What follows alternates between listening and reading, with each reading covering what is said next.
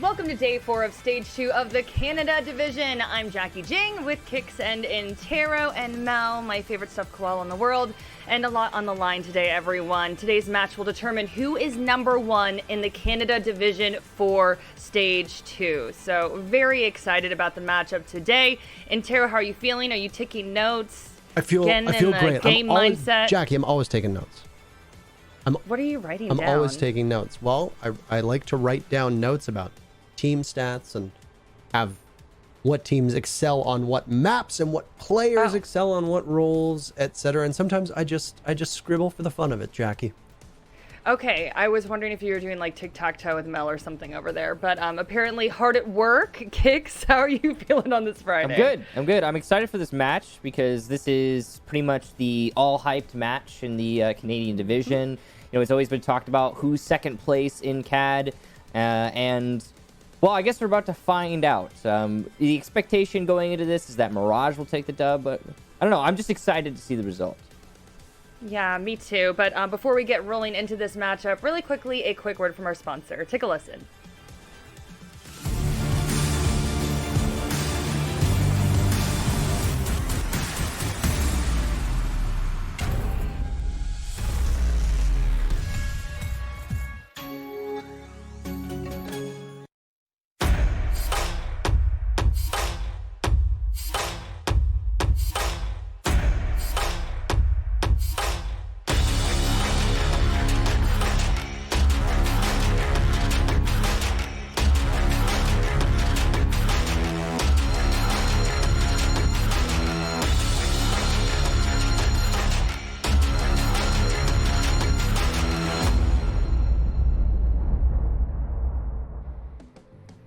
Welcome back, and very quickly, let's bring up the brackets. So today, like we were telling you at the top of the show, we will watch Mirage versus Altiora.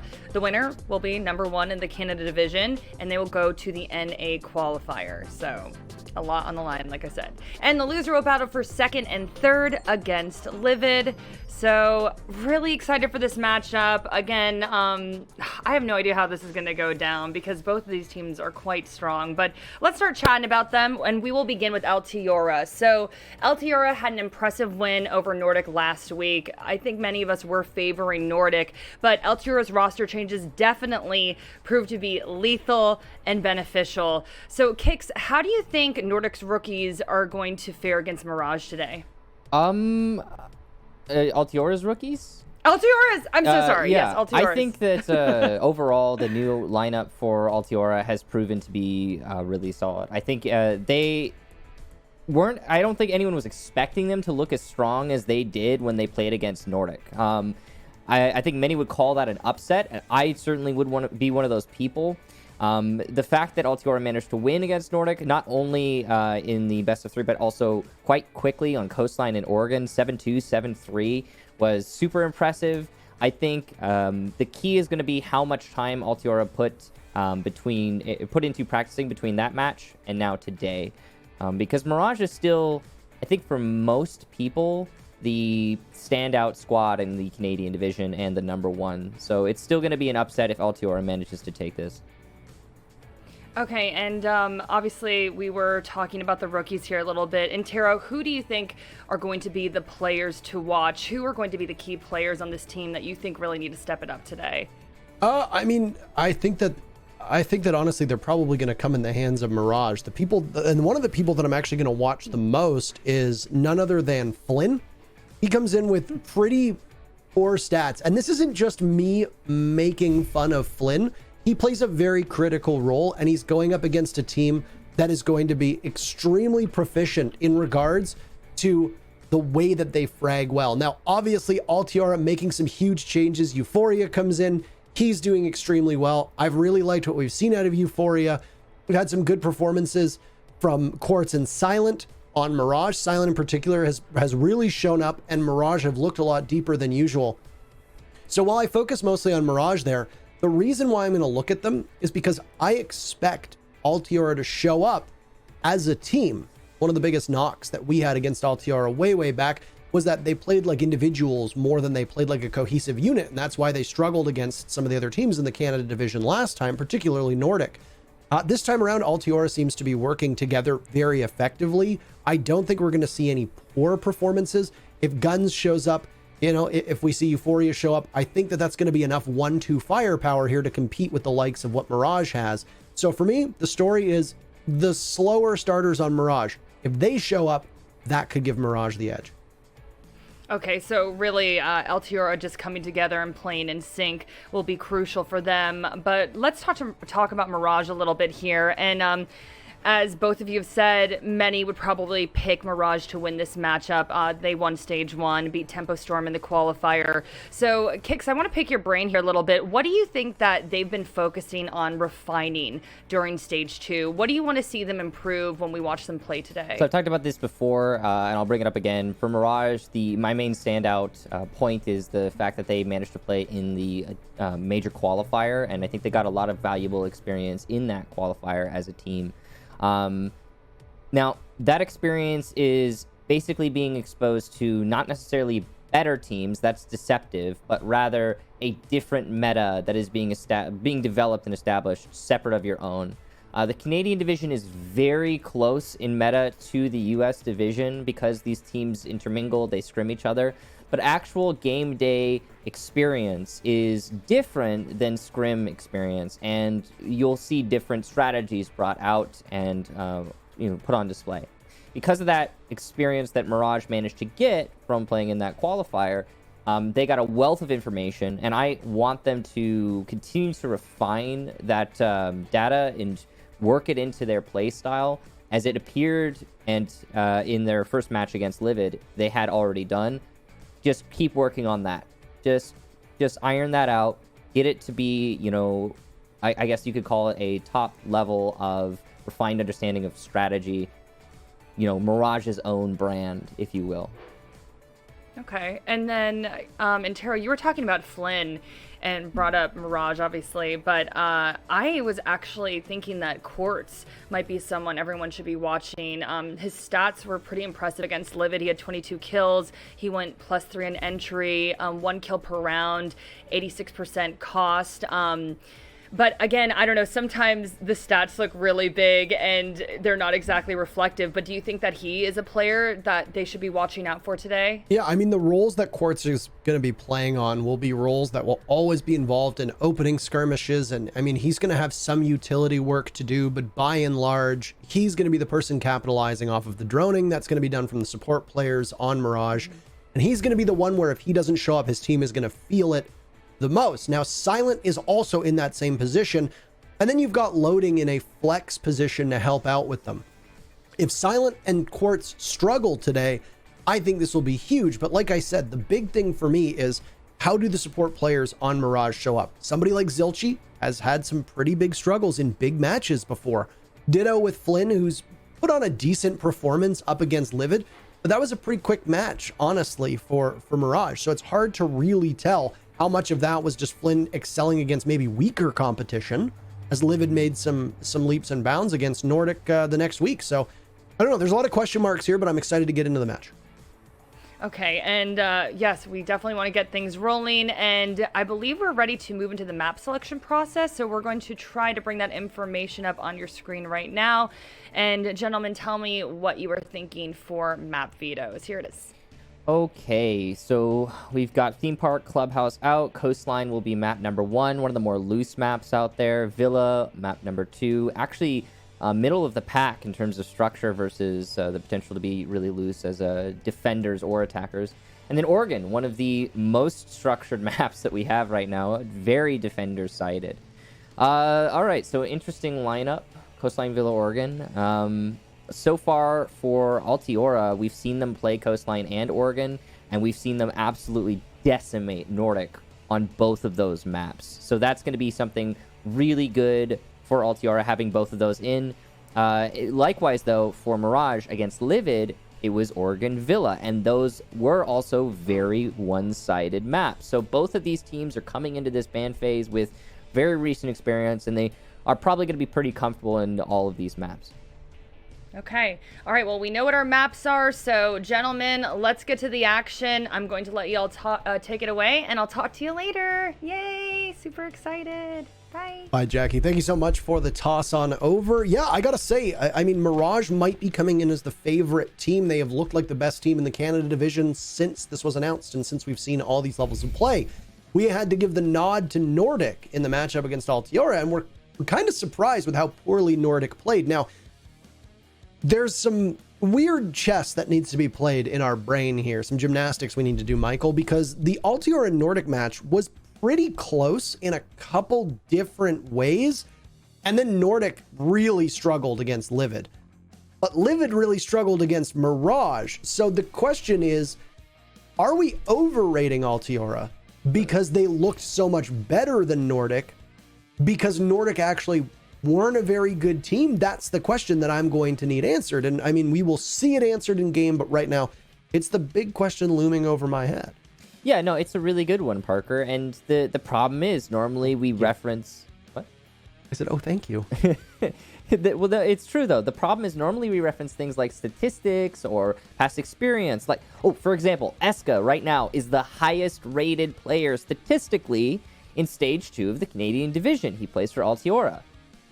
But that's based on just the 3 maps that he had against Nordic. So what does that really mean?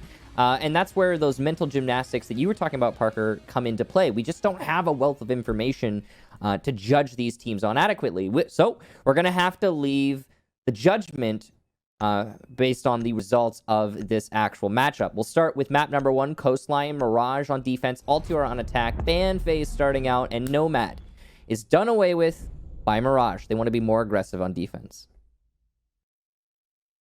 Unsurprising. Yes. Unsurprising.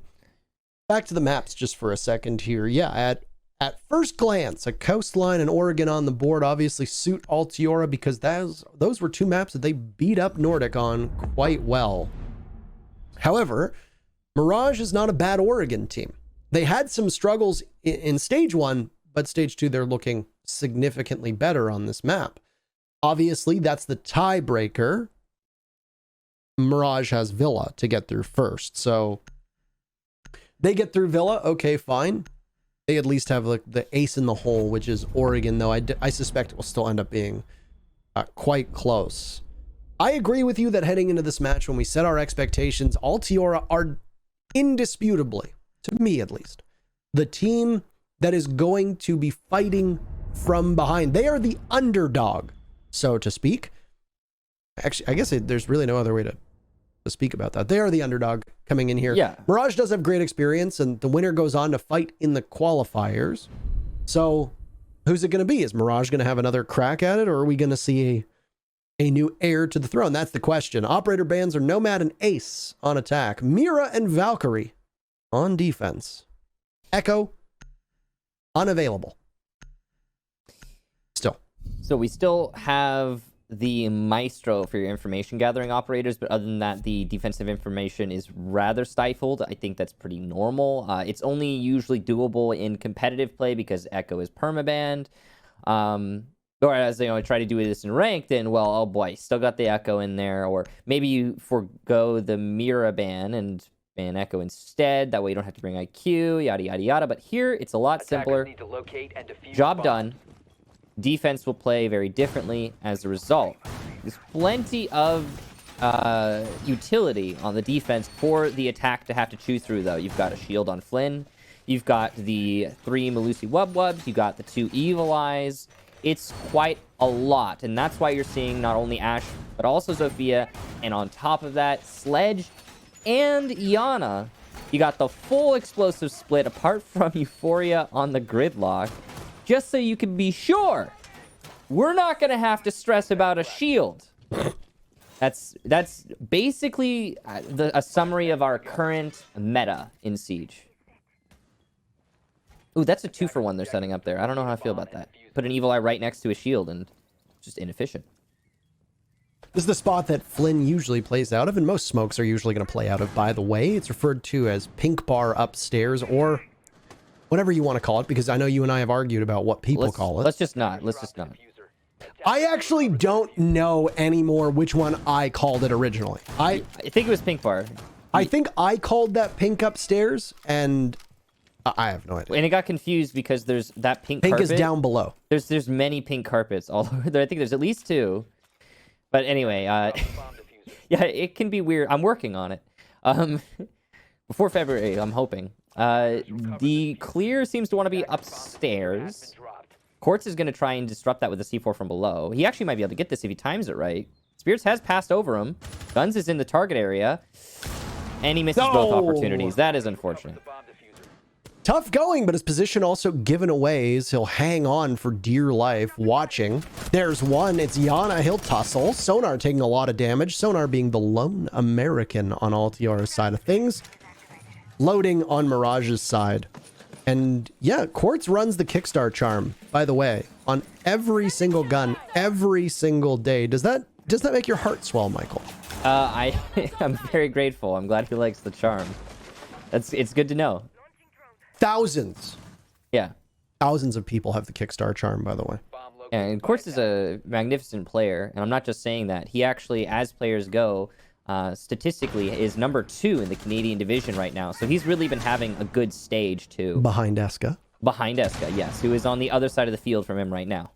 So this is going to be interesting to watch. A Gridlock coming out to replace the Nomad. Obviously a targeted ban from Mirage to remove the Moroccan operator. It now forces the Australian flank watch op into play. And the M249 will be the gun in hand, even though the F90 is quite a very strong weapon. I'm actually kind of bummed out that it's not on more operators, because just it feels nice, it shoots nice, and you know what, Michael? It kills nice, if I'm being honest with you. So I mean, I'll say, Parker, if they did with the F90 as they did with the AK-12, I would be a happy man. that is true. So Altiora's push is going to come over towards the default plant spot, ping out onto the Evil Eye cam, and well, there goes an Ash charge. Does it connect? We don't know. Sonar very low on HP. Cooking a grenade, it sends out. No ADS to catch it, but Sonar dropped from the cross that leads to the A-bomb site. Spirit's up next with Eska tossing in a frag grenade, and the Yana will have to get picked up with 20 seconds remaining. Altiora will dance around these toxic canisters. As Silent drops through the hatch, she'll have to return to the bomb site. As there it goes, another toxic canister. Flynn doing work, can't control the second as he gets the first kill, but Euphoria is on the board at the beginning. It's both orange and blue side by side as the diffuser goes down, and Quartz and Silent, the 2 young members of Mirage, are going to have to deal with them. But caught through the wall is Quartz. Spirit's trying to lock this one down, leaving Silent in a position to try to retake, but he won't get past guns. Altiora with the diffuser down. They take round number 1. Well, I'll be straight with you, Parker. It looked like it was going to be a Mirage round. The time was really low there for Altiora to be executing. But the key factor is that Altiora had sufficient distraction from the flank of the push. And the crossfire that is typical between Hookah and Pink Bar just didn't happen. Because of that distraction, as Altiora was, I believe, didn't see it because it's not where we were looking, but I believe Altiora was pressuring from the Hookah balcony. Now that distraction, no crossfire, push in through billiards was all timed perfectly by Altiora. They caught Mirage looking the wrong way, not able to muster enough firepower in the correct direction, and that facilitated not only the push, but also the plant from Altiora to turn the timer in their favor. A well-executed round by Altiora, even though they were cutting it close with the timer, they did manage to get their strategy off as planned, and Mirage were unable to do anything about it in the end. So downstairs to the blue bars, Mirage is going to go, and they're going to bring a very similar looking lineup. No Maestro, that's the only absence. Instead going with the Mozzie with the pests, I suppose. Working to try and deny any intel that's gained from Altiora as they drone on in. Altiora obviously liking what they see as their lineup will only make one substitution. No Yana, they'll instead roll with the Hibana. The addition of Ace as an operator has now put the attackers on this map in a very weird position because Maverick and Thermite are a little bit too close to the action, so they are almost never seen on Coastline. I would imagine that both of their pick rates are probably sub 5% over the history of Coastline. Hibana has been the hard breacher of the day. With Ace being banned, she's now capable of being played, and she can exert her influence on a number of ways depending on where she is. And I mean, she can also exert her influence by clobbering the defenders, and she'll do just that. Zilchi engaging off of that shield inside of Sunrise proves to be his demise, and Mirage finds themselves trailing early on. Loading went for a run out there, but unable to actually get anything. Quartz has switched from C4 to Impacts. Loading baiting a run out there, and there it is. Euphoria on White Stairs Repel. He's meant to cut off the rotation. I thought they were trying to bait with the run up by Service, but no. They just wanted to allow for the defenders to rotate up the main staircase. Loading will get his second engagement and kill as he takes down Guns, attempting to control 90. That is huge for Mirage. Now they've not only facilitated their own rotate out, but they've also managed to get control of half of the top floor by controlling 90. All the cards are falling in Mirage's favor right now, and you can see Altiora is reassessing their attack. They're going to have to scale it down and focus up on the bomb site. They have no chance at clearing out the roamers at this point. Eska looking for anything above right now. Still lots of time, at least for Altiora. That's going to work in their favor, but the fact that they do trail, obviously, a significant downside. And Eska against any of those toxic canisters, or even some of the shrapnel from loading C4, will be enough to remove him. All of that obviously a moot point as he just takes the fight to loading and loses it. Sonar sprints on in, guns down Flynn, and now is looking for yet another over by the rotate to the A-bomb. But it's a 1v3. Mirage in full control, and as long as they don't all peek separately, they should be able to hang on here. Some damage done through the wall, but it's not too much because the bullet pen lowers the damage overall, and Sonar will attempt to plant on the default spot by B-bomb. Mirage hears this, they push on in. Missed opportunity for Sonar onto the head of loading, so the Mozzie will persist. For now, too many angles for Sonar to cover, and Mirage just continuously push up, never conceding any ground. Mirage takes round number 2, both teams tied at 1 apiece. Well played there to Loading. What a roam. Oh boy. So a big part of that has to do with Quartz and Loading working together. Of course, that impact from Quartz facilitating the run out through the Lamborghini doorway to get the kill on the Gridlock holding the White Staircase. The reason that's significant, in case you didn't catch it as it happened, was Gridlock was single-handedly shutting down not only the White Stairs rotate, containing the roamers to the bottom floor, but also the luggage rotate, or even the 90 rotate. It's a 3-lane interval at that staircase, and it's very powerful in locking up coastline. So it's pretty standard for the attack to maybe hold it from the window, hold it from 90, hold it from luggage, what have you, they'll hold it. The attack will try to get a stranglehold on White Stairs. Because of that run out there from Mirage, which was planned, they knew what they needed to deal with. They were able to retake back upstairs. Loading not only took back upstairs, but also established control of 90, which gave him control of basically half of the top floor, forcing the attack to reassess their attack. Now, I know this all sounds like what I was saying during the round, and it is. This is exactly what I was saying. But that's really the sum of the parts here. There's not a lot else to talk about. Mirage played really well in the roam. Altiora did not have sufficient firepower when punching into the site, so their attempted compensation for their fail to clear the roamers really wasn't enough.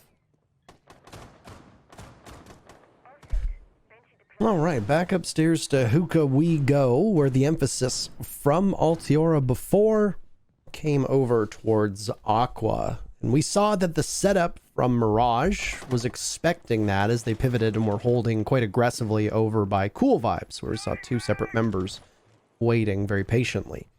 Chief among them, the Maestro, who's going to be able to do some great work from that position. Some small changes for Mirage. They're bringing a Kaid, that's about it. So we'll see what exactly that entails. Altiora back to what had worked before, minus the Yana. Obviously, I don't think they got a lot of value, or feel that they got a lot of value out of the Yana clone, so instead you'll go with a Hibana. On a bomb site like Hookah, as long as there's no denial on the wall, those X-Kairos are going to cause some discomfort to the defenders, leading to the wall into that cocktail bar upstairs. Now with the Kaid on the board, that is presumably where it's going to go, and Mirage obviously reading into this, making the right call to bring some denial, which will cause things to be a little bit tougher for Altiora to gain that ground. Top floor roam clear, working out so far. Mirage primarily centered around Aqua and the bomb site. They do have 1 roamer on the middle, or I guess the bottom floor. But It's not going to be too much of a concern for Altiora as it stands. Spirits will actually attempt to address this head on. Very dangerous. Throws the drone in, instantly destroyed. No information gathered other than there is someone, and he knows he's to the right based on those tracers. So they're not going to know about Quartz, who's playing in the left corner around that door. It's likely the attack, when attempting to take Aqua, will do so from the roof. What a repel from Euphoria. I'm not sure what he's up to, but Quartz reads that perfectly. Oh, I don't know what he's up to, but he's down now for that one, as it looks like 2 swings over to the Aqua hallway, and luggage in particular, as Spirits is sent packing. Silent gets the pick onto that one, and it's a 5v3 in favor of Mirage. They are in a very strong position right now. Altiora don't seem to know exactly how to handle this. They're spread out all over the map, lobbing a grenade into pink, and Flynn will have to just move on over, shuffle to save his life. He's got 30 seconds with 1 gas canister left. There is no C4 present, so it will have to be a gunfight to solve this one. Quartz can't deal enough damage on his own, but the rest of his team can get in on it. 1 pick for guns, but that's it. It'll burst the flawless bubble. But Mirage, seemingly confident. Flynn in the same thing he wore at SI 2019, his signature hoodie. And Mirage takes round number 3. Well, So, to put it bluntly, that right there, that repel from Euphoria was an example of Altiora and Euphoria as an individual thinking that he can get away with more than they really can.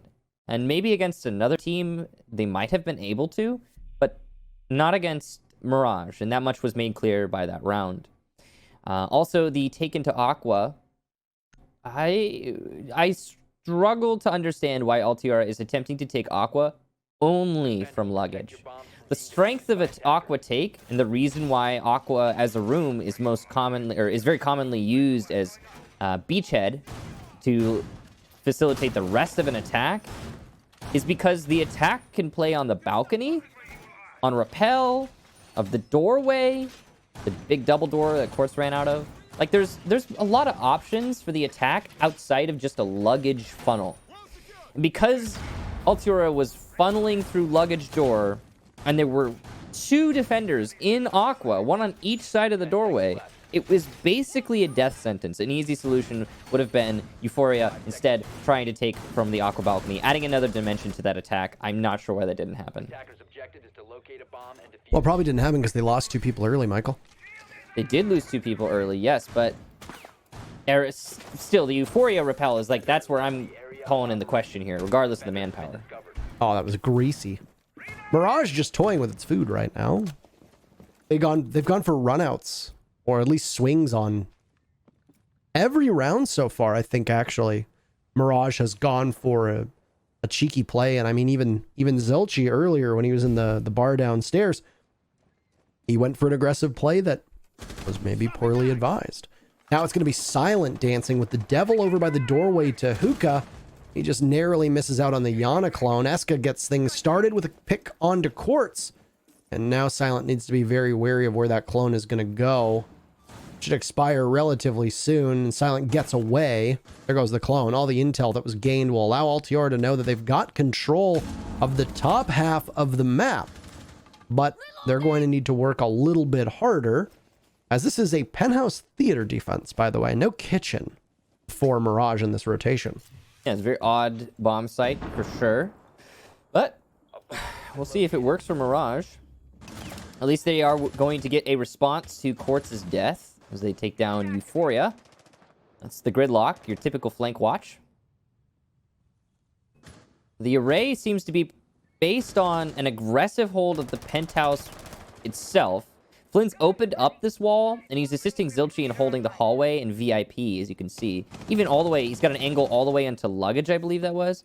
So this is a really interesting setup, but it's very vulnerable to that vault that we just saw Sonar lose the fight on, actually. I was about to say VIP could be taken by Altiora, but Flynn stops that before it even starts. All right, at least a decent answer back. Now, I don't know what dual guns is involved in, but he's almost lost it as well. There goes loading. Not loading. Name obviously doesn't fit. Eska finds kill number 2. Missed call on to Flynn, as now they will continue to push on up, and unfortunately, That's poorly advised. Zilchi guns down. Guns, spirits in a 1v2. 40 seconds left. He's inside a VIP. Lots of these walls opened up, and he can now take control of Penthouse as well. He's got the diffuser in hand, so he could bait one out quite easily. Sees Flynn, but it's a missed opportunity.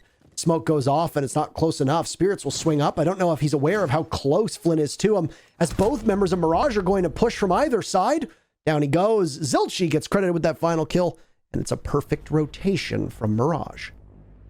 That's a great example of sometimes you just need to pick an angle. And you're not always going to guess right, but better to pick one than be wrong about both by constantly switching between them.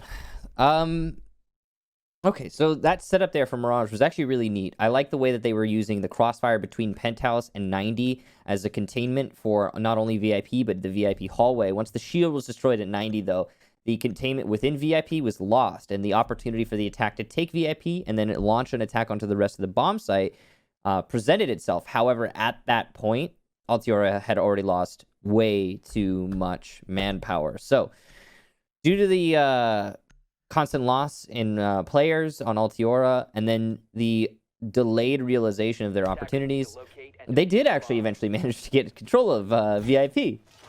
But it was just spirits alone. So it didn't amount to anything.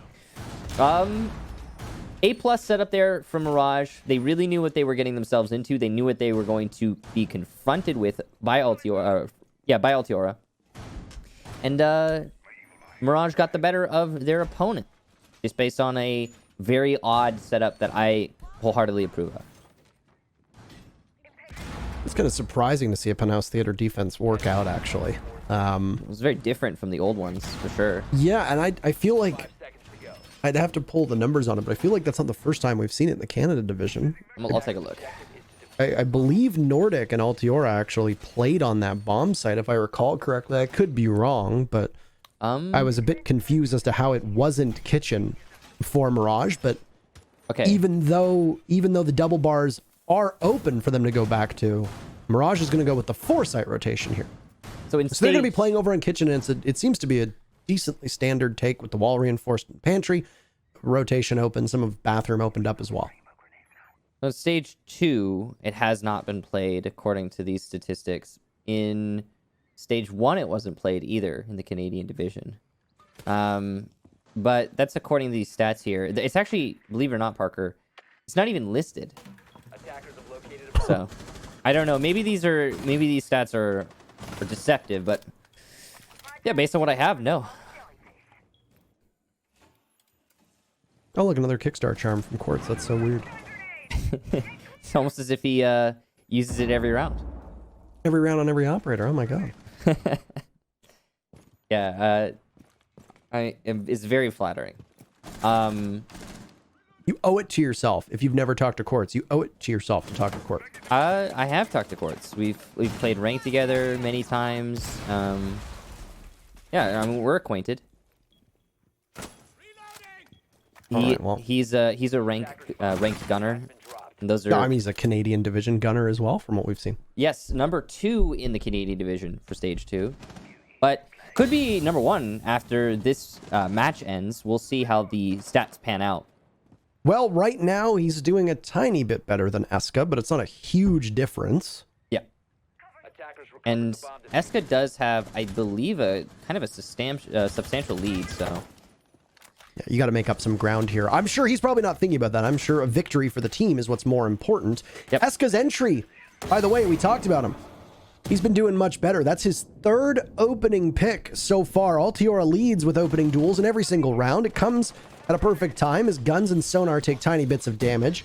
They're going to look to cut off some of this bomb site and rush in with their own smoke grenades in play.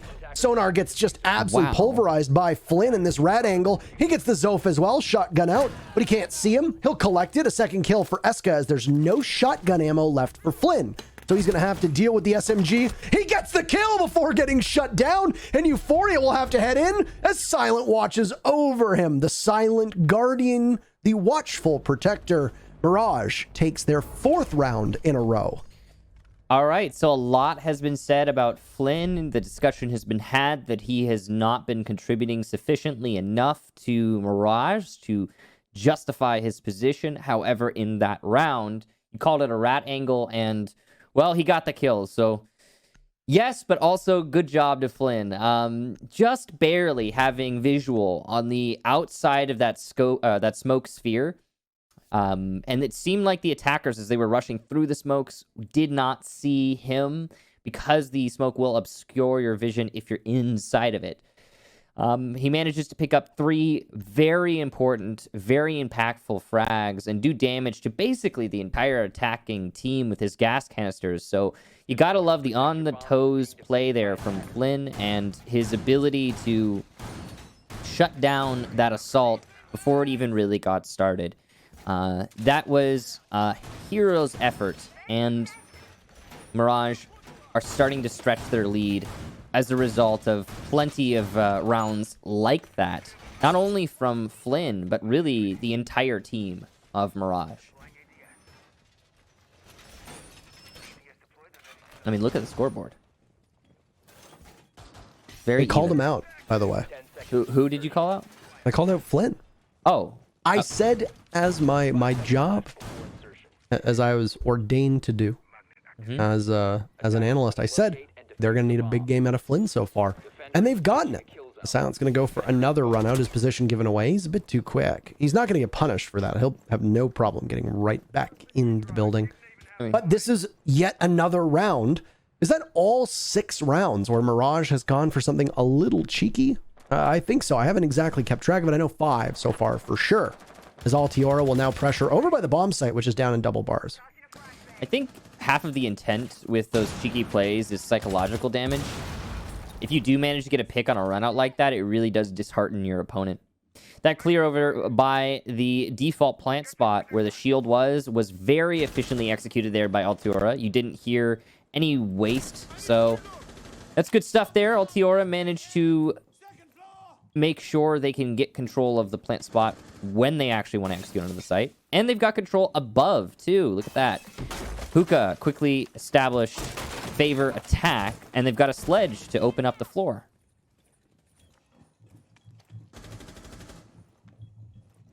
Down below, waiting, trying to provoke a fight. Flynn with shotgun in hand. Quartz will start things off. That's the power of the Kickstar charm right there. And he gets the diffuser with it as well. Sonar not having the best in terms of stats. And that's the set of smokes down on his hands. Thankfully, they have the backup for Euphoria. Not really tussling too much with any form of clearing here, as we've seen a lot of these grenades and projectiles from Altiora land quite successfully. There was one frag grenade that went off that wasn't really capable of doing too much. Loading with a kill onto Eska. So now your grenades are gone. Things for Altiora not going so well. Mirage is playing Coastline like the Funhouse was born to play, just running around, making sure that they are constantly on the move. And Altiora have had, on a number of these rounds, very large difficulties determining the remaining location of these Mirage players. I say this because 4 of these 6 rounds, Altiora had an advantage by getting the first pick, and then they squandered it ultimately through the mid to later rounds. That's a big pick there. Speaking of, onto Zilchi. Massive, actually, as it opens up the field for Spirits to engage the rest of the Sunrise Bar. He's got to be careful, though. There's still a manpower advantage for the defense. Default plant, though, in control of Altiora. They're going to start trying to plant, possibly fake out, and it'll work to do some damage to Flynn. The gas canister misses. That's crucial. Spirits is going to be able to stick this, and we're looking at a post-plant. A 2v4, though, as Quartz gets 1. Spirits will shut down Silent on the pixel angle, and that's a great kill from Guns, supporting his teammate. C4 goes out. Pistol wins, though. It's Quartz at a 1v1 with Guns. He's only got 30 seconds to work this. He will reload his primary. The last attacker sounds like he's above, and as he hears the impact by Blue Stairs, he'll know it. He's going to try and stick it. This will be close, but the win for Guns. Altiora take the round, and boy, was it a close one. Wow, wow, wow. That was... We're going to need an instant replay on that one with how close it was. Kind of surprised because Quartz could have gotten off of that diffuse and challenged into the doorway. The positioning of the Zofia was given away with the impact that landed onto the barbed wire. Now, obviously, given the fact that the Zof is above, the bomb, or the diffuser rather, is planted far enough away from the bomb. It's such a bad habit to call it a bomb. In a part of the map that you can't shoot through the floor of. So it's on the test server, Eska. yes, it's not live. He figured it out. Okay. Yeah, there you go. So, I mean, Quartz was kind of damned if he did, damned if he didn't there. He falls off. You know, he started defusing with what, 28 seconds on the clock, something like that. You get off, you win the gunfight, you get right back on. Perfect. You've got tons of time because you've still got at least double the length of that disable to go. Problem is, if that impact was a bait, you've just fallen off the defuse and now you have to go back on, and that's when they can jostle as much time as possible. Yeah. The Zelf was sprinting though, so I'm not sure if he just was having problems hearing or not, but man, he was so very close. But close only counts in horseshoes and hand grenades, and in that case, neither involved. So how does the scoring of horseshoes work actually? Because I've never played it before. So you have a sandy pit or a grassy pit or whatever, and you stick a spike in it, okay? And then you throw the horseshoe, and depending on how close the horseshoe gets to that spike, that pole, right, the more points you get. If you get a ringer and it goes around it, maximum points. Okay. If the horseshoe touches the pole but doesn't rope around it, you get a little bit less points, similar to darts with a bullseye. Okay. Then the farther you go, eventually it falls off. Well, that certainly is interesting, Parker. And you know what else is interesting? The Rainbow Six share program skins. They are fantastic. They're all really quite interesting. You're definitely going to want to go ahead and check them out. They're in the store. There is an esports tab, so it's easy to find them. And don't forget, these bundles do directly support Rainbow Six Esports and your favorite teams, especially if you get one, like let's say you're a TSM fan, you could pick up the TSM set. That goes straight to them. It's really good for overall the flourishing of the esports scene, so don't forget, if you've got the time and the inclination, go ahead and check those out.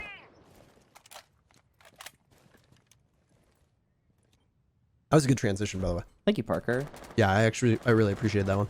Yeah, I just know it's fun to always come up with those on the fly, you know? Mm-hmm. Sometimes nail them, sometimes they're catastrophes. Attackers have located a bomb. I find the catastrophes much more entertaining. Yeah, I mean, it's true, yeah.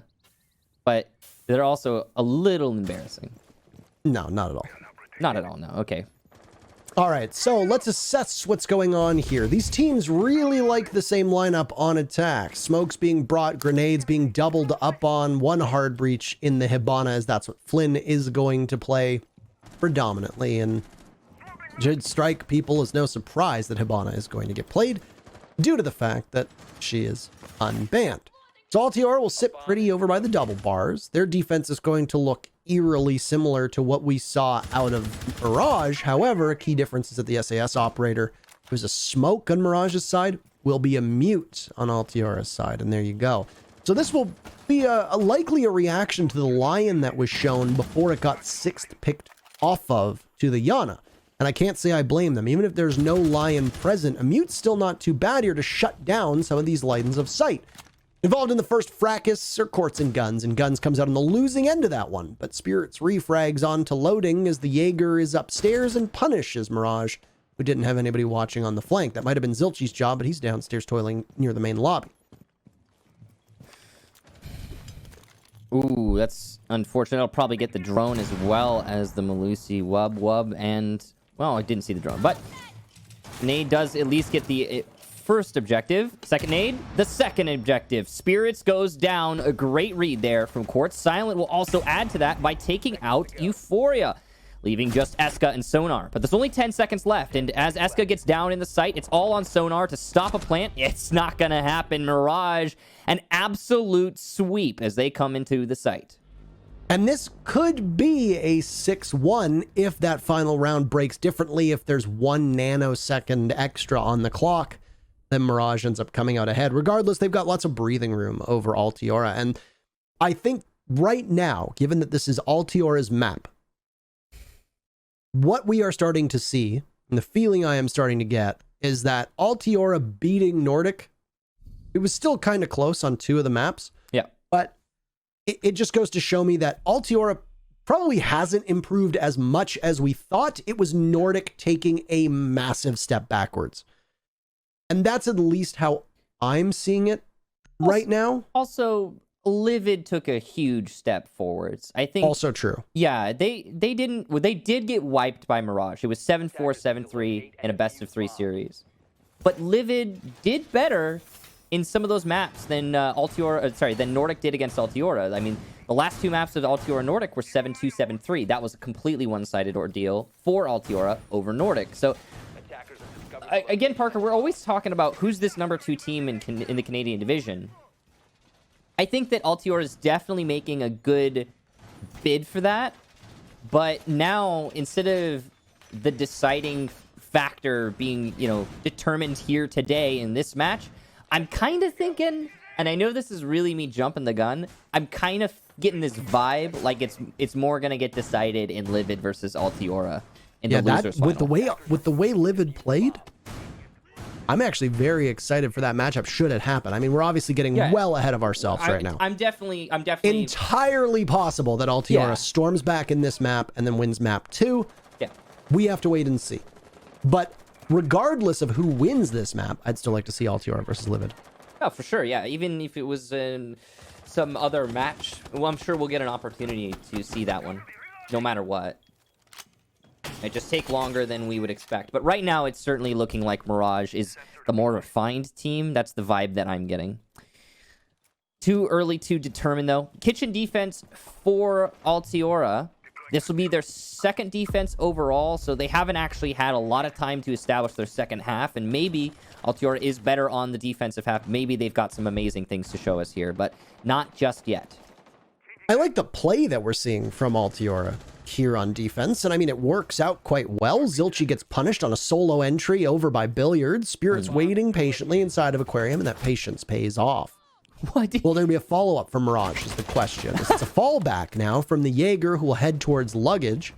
I've already made the pack his bags joke, so I can't make it again, but I really wanted to right there. Eska dropped by loading, and now Spirits' adventure has headed on over towards theater. Damn, I could have said Spirited Away. Michael, I'm just missing out on all these opportunities right now, and I know I said Spirited Away, and I'm sure Jackie probably just blew up with glee. But I mean, I like Spirited Away, too. It's not my favorite Hayao Miyazaki. we don't need to talk about anime, it's fine. But it's certainly in my top 4. I'd say my number 1 You know what's in my bottom everything? Nazca, the Valley of the Winds, my number 1. Personally. Spirits ready to fight. Yana, what a great shot on the loading. That probably isn't the fight that loading should have taken. I can call him Chase because we're friends. Guns drop to 50 HP, loses his shield. He hits the deck as all the Lions roar will go off. Grenade sails on in and it'll catch onto Guns. Anticipating a push from main lobby, but now Quartz has pivoted with the SMG. Beautiful shot on the Spirits. Down goes Silent, so Mirage will have to fight onto a 2v2. 50 seconds left. The Lion sustaining some damage amidst the smoke, trying to get a plant down as Flynn holds on to that diffuser. Sonar now no longer available to use any, or no gas canisters rather, available. Not looking great for Altiora with the 2 players they have remaining. Not hot shots in terms of the kill feed, but you've got 2 here for Mirage, and Flynn will be in a 1v1 against the Maestro of Euphoria. Ping's going through the wall, and, well, it's reinforced. The Maestro will make a ton of noise. 20 seconds left. The Lion going for the plant. Euphoria will need to make something work with this. His advance will come through the bathroom. The ping is there, but Flynn has fallen off very wisely. This is a game of cat and mouse that will favor Euphoria. Flynn taking the fight, and there's a ton of pre-fires because he's got 81 bullets. You're not going to make it through that alive at all. Flynn gunned down, and Altiora finds their 3rd round of the match. Well, I didn't see it, nor did I count it, so I can't really say for certain, but I have to hope that Flynn did not have any of his ability left. He did not, so you can see it in the replay. There we go. Didn't have any ability left, so he wasn't able to use that to facilitate a plant. The biggest mistake that Flynn made in that clutch situation is the Evil Eye on the wall was giving constant information to the last defender, Euphoria. Even though the Evil Eye was pointed towards service entrance and the Lion was trying to plant in the kitchen, the sound of the plant was still better heard by the people on the camera than it would have been heard by the Maestro himself. So Euphoria knew exactly what was happening in his bomb site there.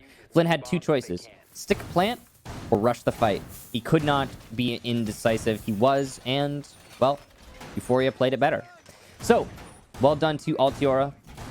That war of attrition that happened over by the kitchen boiled down to, in the end, the 1v1 due to some misguided pushes from Mirage and some poorly timed holds from Altiora, or rotates even, in the site. So, yeah, I mean, that really could have been anyone's round. It was a lot of just happenstance on the gunfights, and you see rounds like that occasionally. that one was a good example. There wasn't a whole lot of... How do I put this? There wasn't a whole lot of focused strategy from Mirage, which is, I think, the thing that I find most confusing. Like, they certainly had an execution plan, and they were doing a decent job of controlling their angles within the site, but it just felt lackluster when compared to many other Mirage rounds we've seen from them. I mean, they threw the Lion in last minute as a 6 pick, likely to try and confuse or at least catch Altiora off guard. They realized that experiment was not the most successful, which is why they've now run with the Hibana instead, which is much more standardized here on Coastline, because yeah, even though this is the one map where you can successfully attack all 6 rounds without a hard breacher, Hibana sure does help.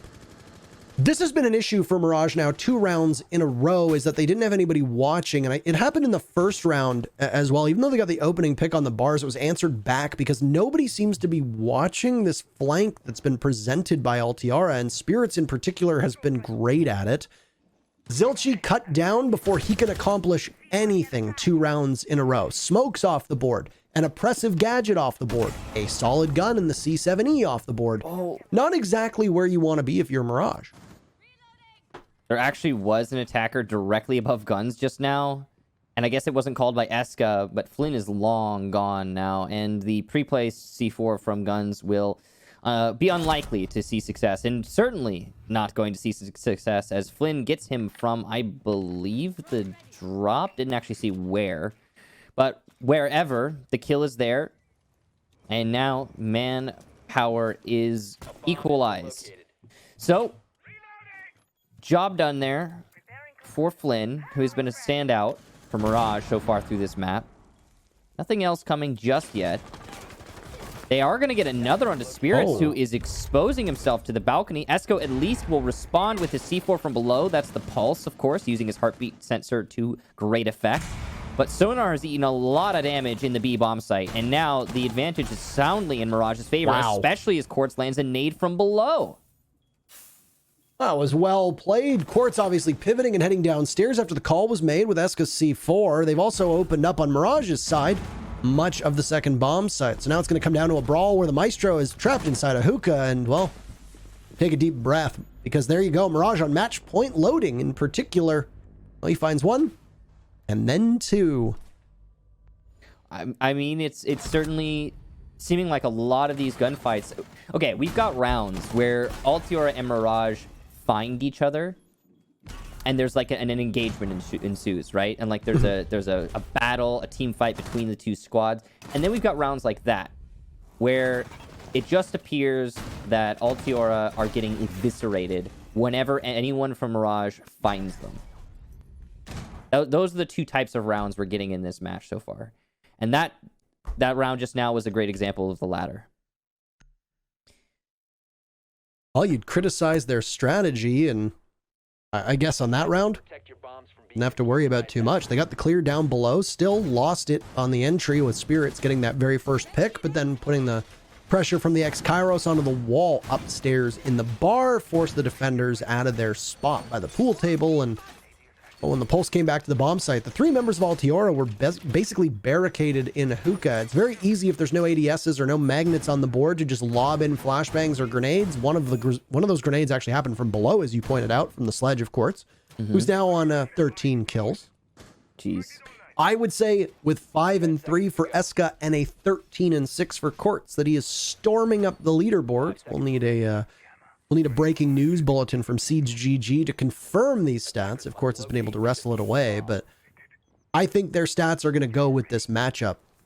If Altiora ends up coming out ahead, I think you're going to need a much better performance from Eska, and those stats would reflect that, but that's just us speculating. This is Altiora's map, and they're on the ropes on match point against Mirage. 10th round. They've got 3 rounds to try and sort this out and push their team to overtime. That'll be based on the default cam, I believe, there for guns. Silent is trying to pressure from the balcony, and he'll rush on in. Someone's on that cam. He'll call it out now. There it is. And boom goes the dynamite. Down goes Silent. Altiora, 1 man up. And as you said, Parker, this has been a reoccurring thing for both of these teams. Well, Altiora gets the lead-off kill, And then Mirage somehow manages to, sometimes much later, sometimes right after, like in this case, get a response. And this time it's Euphoria who goes down. The crazy thing for me is that Mirage have only won 3 opening duels out of the 9 rounds. They've won 3. Yeah. That's it. And they won 2 of those rounds. They dropped another one. So that means that Altiora is cleaning up, and it's not proving all that useful.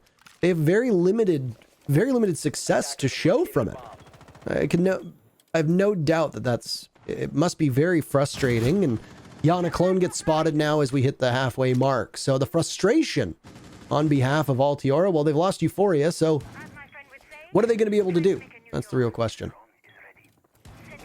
We'll find out the answer in about a minute here, as both of these teams set up to confront each other. Guns is on a flank route. He wants to come in through security. That's a very funneled flank. It's not easy to pull off, and there's plenty of players in Mirage and Office waiting to shut it down.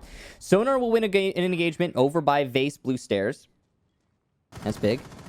Regains the man advantage for Altiora.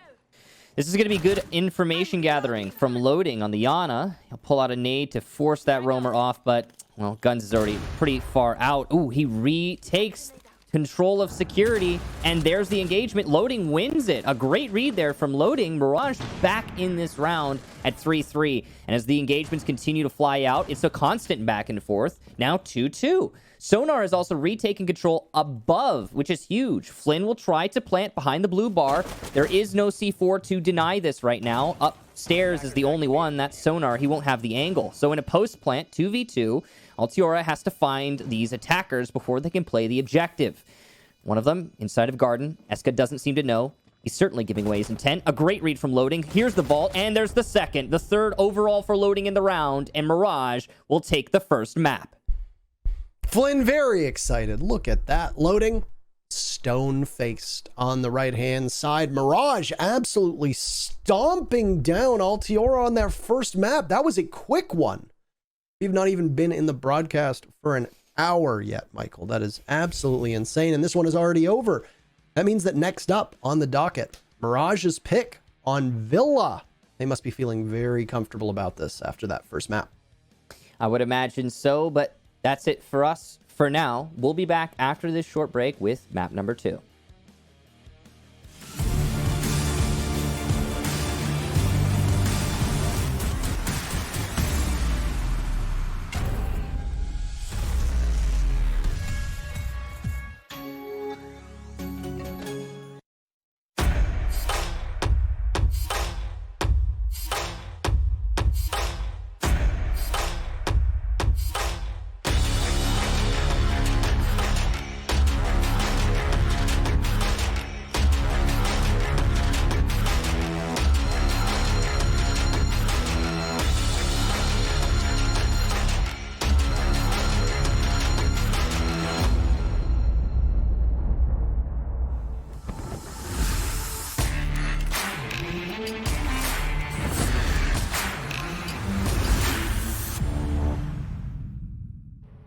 Welcome back. Mirage coasting through coastline, beating Altiora pretty swiftly. I'm Jackie Jim with Kixon and Taro, and let's roll through the highlights, gentlemen, and talk about the map's top plays. Why do you say Jackie Jing, but then you don't say Parker Mackay and Michael Stockley?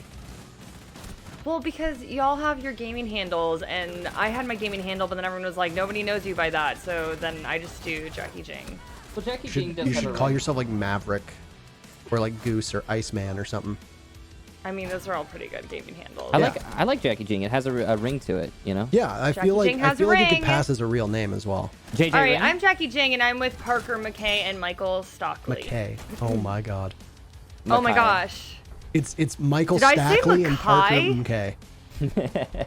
Okay, moving on, y'all. We didn't talk about the highlights at all, and we have like 10 seconds left. That's okay. I mean, people are seeing them on their screen right now. The whole match was pretty much Mirage highlights, barring a couple good rounds from Spirits and Euphoria's clutch that just took place right there. I think that was also of note.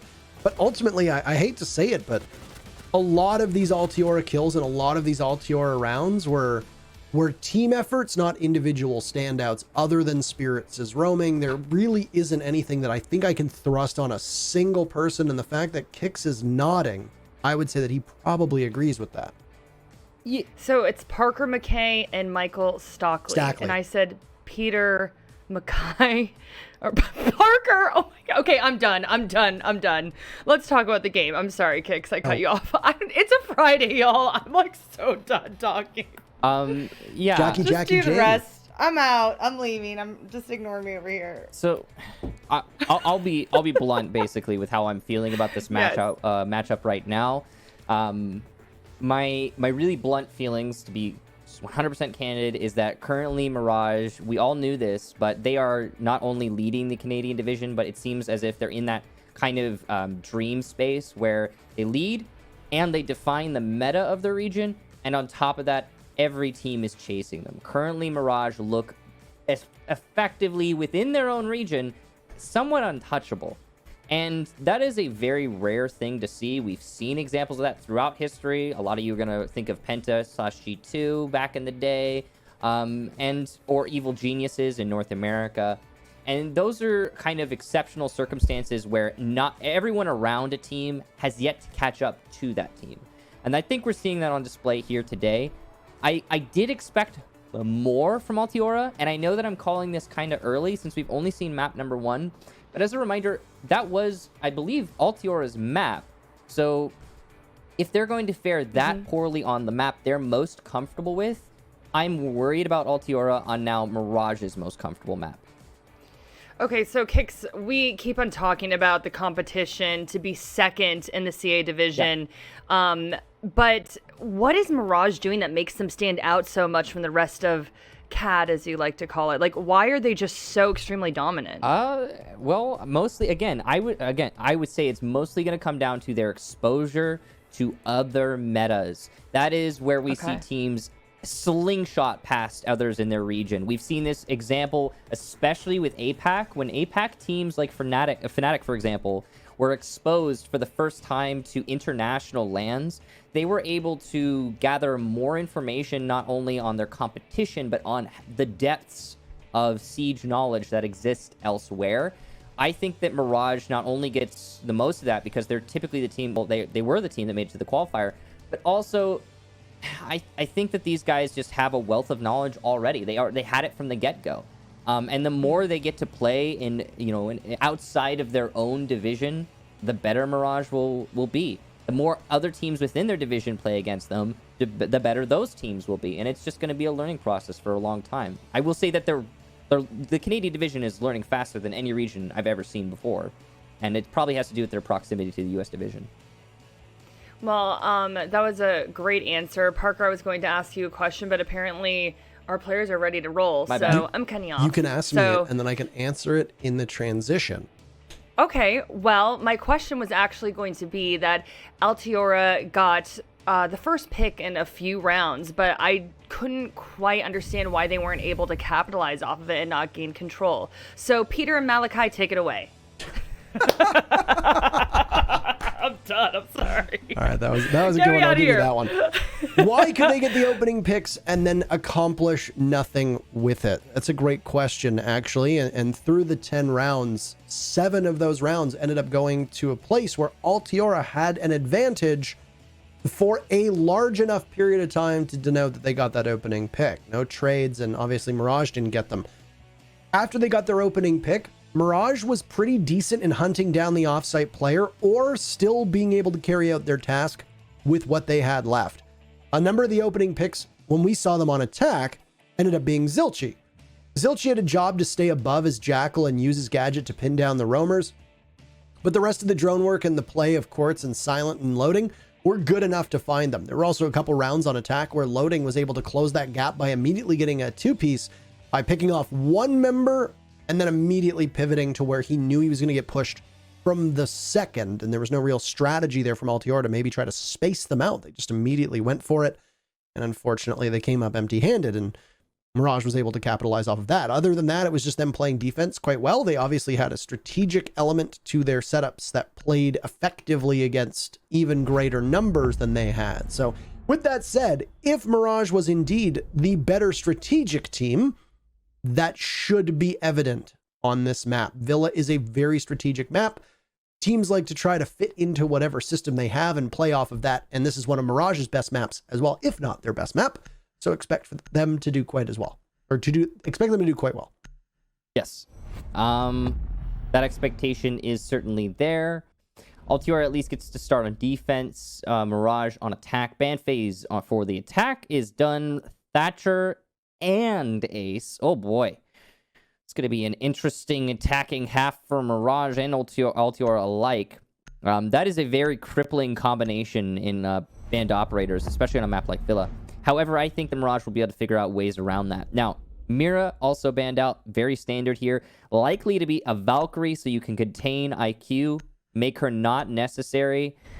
But no, it's a Melusi. So IQ might be necessary with Valkyrie in play. A reminder, Echo is permabanned. Or at least right now he is. And we'll see when that actually goes away. But yeah, Valkyrie might be necessary. You're also going to need less explosives, though. So it kind of balances out. The lack of Melusi really does open up your operator selection palette. That might be why she gets banned out there. It might also just be because Melusi is a pain to deal with. Yeah, I mean, we also saw Mirage using Melusi quite effectively. So True. that could just be a response. So that would be my guess if I would put that one down, Michael. I That's am what writing would it say. down right now, Parker. Please have that noted in the records. Parker's guess. Mm-hmm. Melusi banned Defenders because protect your Mirage bombs from being used defused by exceptionally. attackers. Yeah, absolutely. Thank you very much. I appreciate that. Mm-hmm. All right. Well, Aviator Games will be the site for Altiora to start on. Altiora will also start on defense on Oregon if needed. Not a given. Not a given that it's needed. And frankly, if I'm a betting man, not exactly sure how Altiora is going to fare here, but they're going to look to try to set a pretty decent tempo. The lineup will be involving Valkyrie, who was banned on Coastline. 10 seconds left. Tempo She is plays in North particularly America. strong on Coastline. I'm sorry, what was that, Michael? Tempo plays in North America 5 seconds remaining. in the T1 NA. No way you're doing this Or, to me. sorry, in the T1 US division. Locate a No bomb. way you're doing this to me. Attackers At have least dropped they the play bomb. in the US division for now. Attackers No way recovered the diffuser. Oh my god. See how long that lasts. Attackers have located a bomb. You killed them. Sorry. I don't want. I'd like to report a murder. I have faith in Tempo, you know. I mean, maybe. Sorry, we're getting distracted. This is an Altiora Mirage match. But no, Yeah, but I mean, nothing's happened. I'm just kidding yet. around, guys. I'm just kidding around. It's all jokes. This is what we have come to see is a very common defensive structure. The panel that leads into games is shot open. You can fall back if there's a deployable shield there. Sometimes Goyo is played on this map in that position.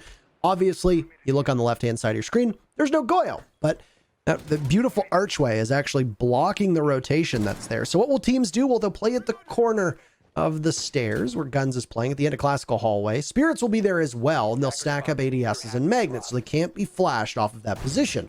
That often puts the attackers in an uncomfortable situation where they just need to engage, and the carbine in the hands of Jaeger is good enough to just punish anybody in that position.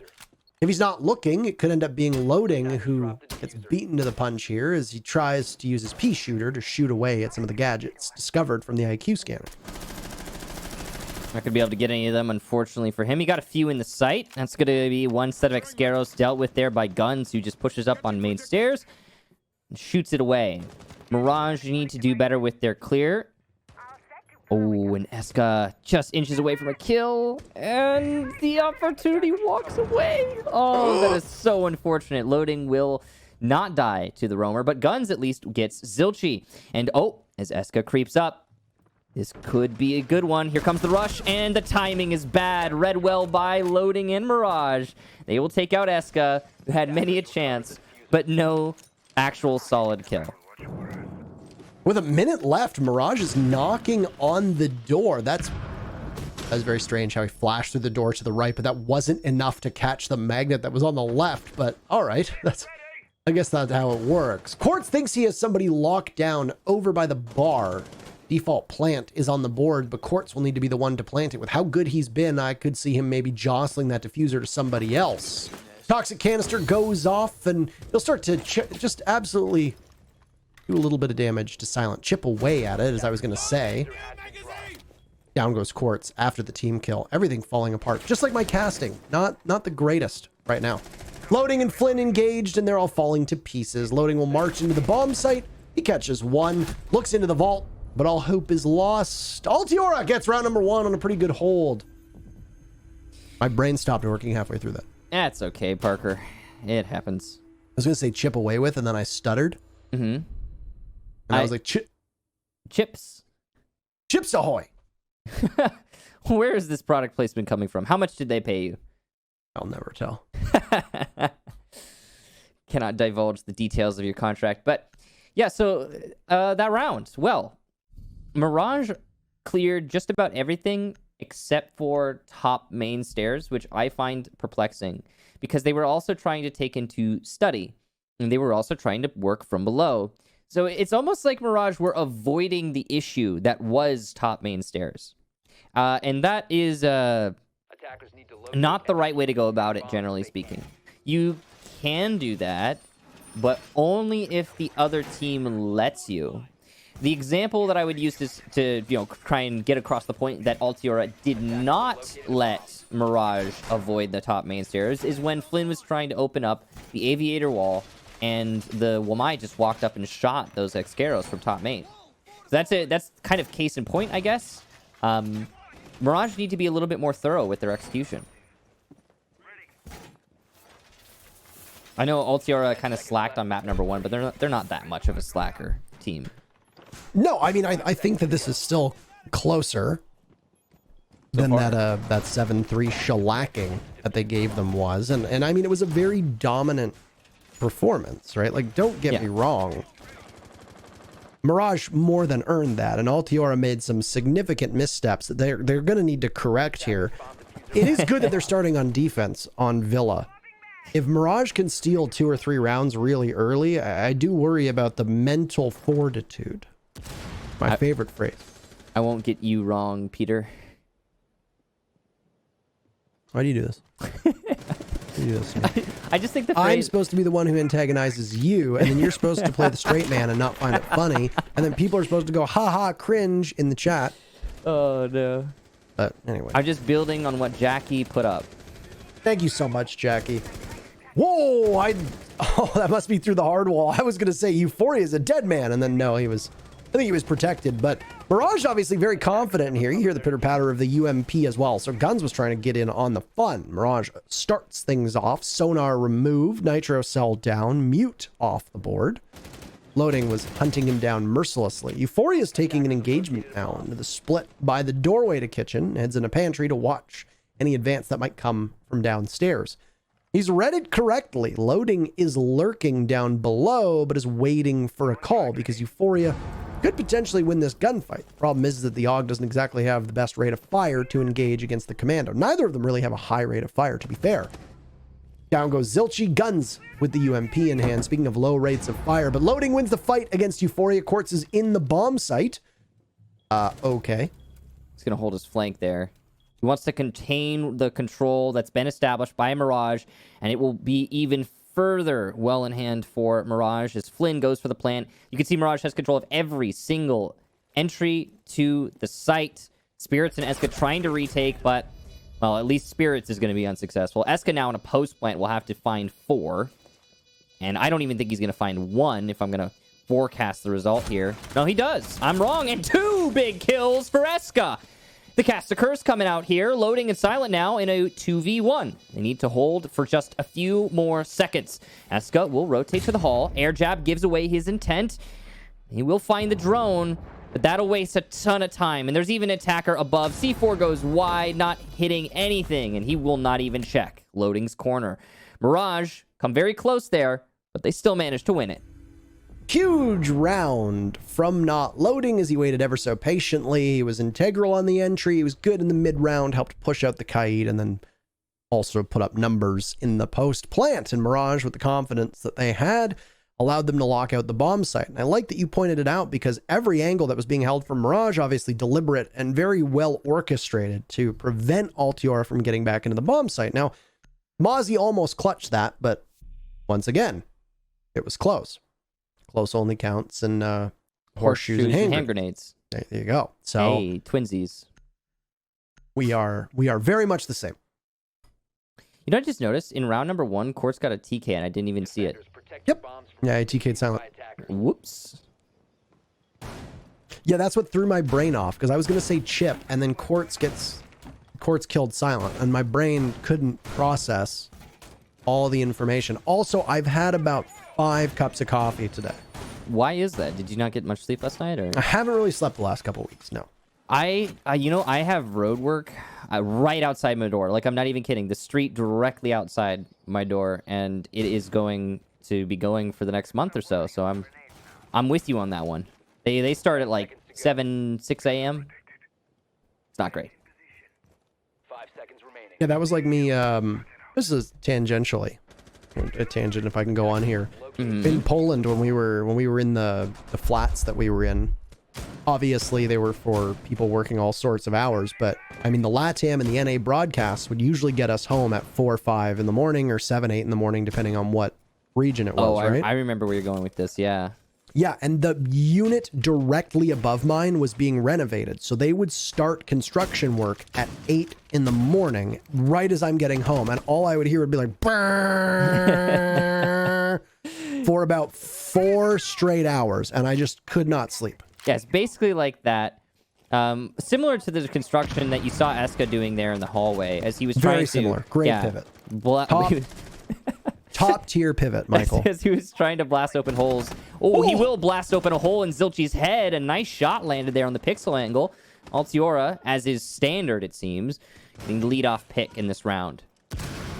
Zilchi removed from the round. I talked about him as well in the preamble and how we'd seen him have some inconsistencies, and he has not exactly had the best day for his team. The good news is that, well, he's got Loading and Quartz showing up big. Right now, Loading has 6 of the 8 kills on his team through 2 rounds. It's a pretty impressive tally. If Loading goes down, you know that Silent and Quartz can make up for that, but we haven't seen them do it in this map just yet. It's still early. Yep. Ditto with Altiora. Eska's showing up really big. Guns is there as well. Euphoria has been a particular standout for this team in the past, but Eska is the man that you're going to keep an eye on, and he's going to stand pat by the B-bomb site. We are just past the halfway round here in round number 3.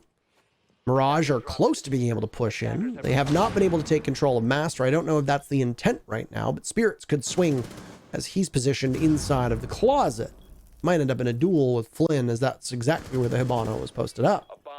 Nice angle there from Eska. He gets his second big kill, and he's been doing great work with the 1.5 on this UMP. Only 50 seconds, pardon me, left for Mirage to execute onto the site. And they're still struggling to get the refrag for Eska's kill just now. Loading will get it. The rush in from Silent is ill-advised, and Eska gets a third, and Spirit's 2 for himself. Altiora clean up shop. An interesting setup there, and the attack from Mirage less than lethal. Yeah, ultimately falling apart as they try to push into the bomb site and just meeting their maker one by one by one. Both those shots from Eska, by the way, gorgeous. And you get to see one on your screen. Here's the other. Ooh. Ooh. I really don't know why we saw that run-in, though, from Silent. That was so confusing. He didn't have his gun up. He knows there's going to be someone in trophy. What's going through his head? Not entirely sure. I mean, the one thing that Mirage was able to get away with on Coastline was those sorts of individual heroic plays where they burst in. It actually just worked on the bomb site previously. On Kitchen, it worked as well for Mirage, where they realized that they could just rush into the bomb site and would have control. Maybe they thought they were capable of doing the same thing here on Trophy Statuary. I am not entirely certain. Obviously not working out for them the way that they wanted. Well, definitely not. Now, things could change.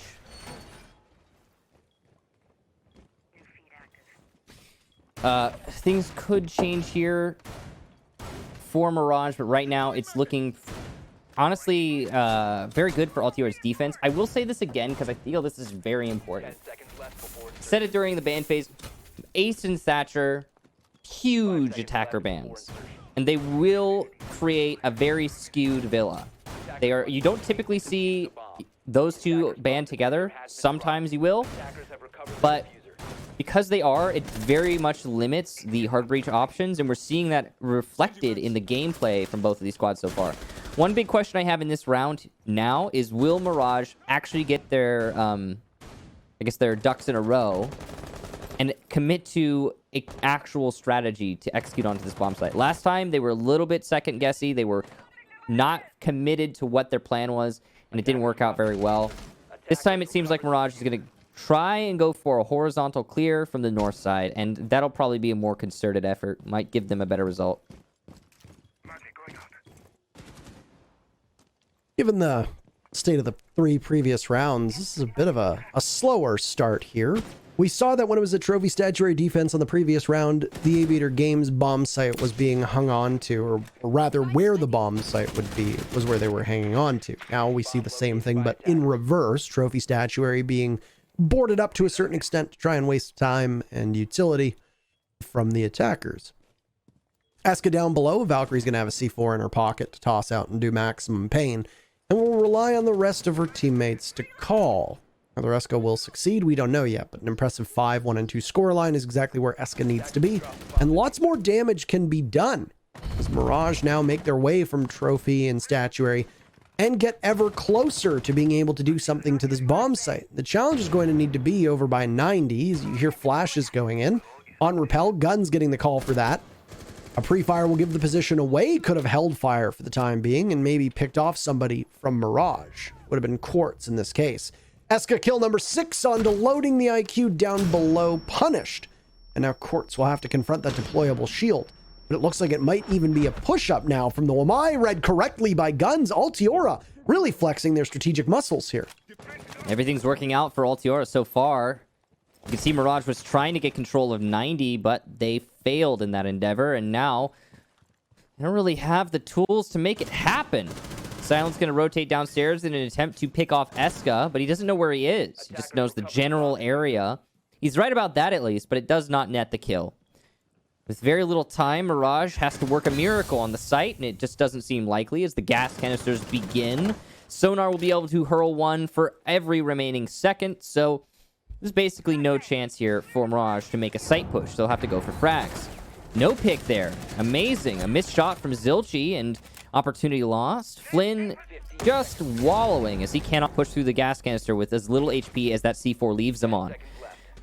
Zilchi's going to have to do something. Obviously, it's not going to happen, but he'll try at the very least, and Altiora will pick up a flawless round.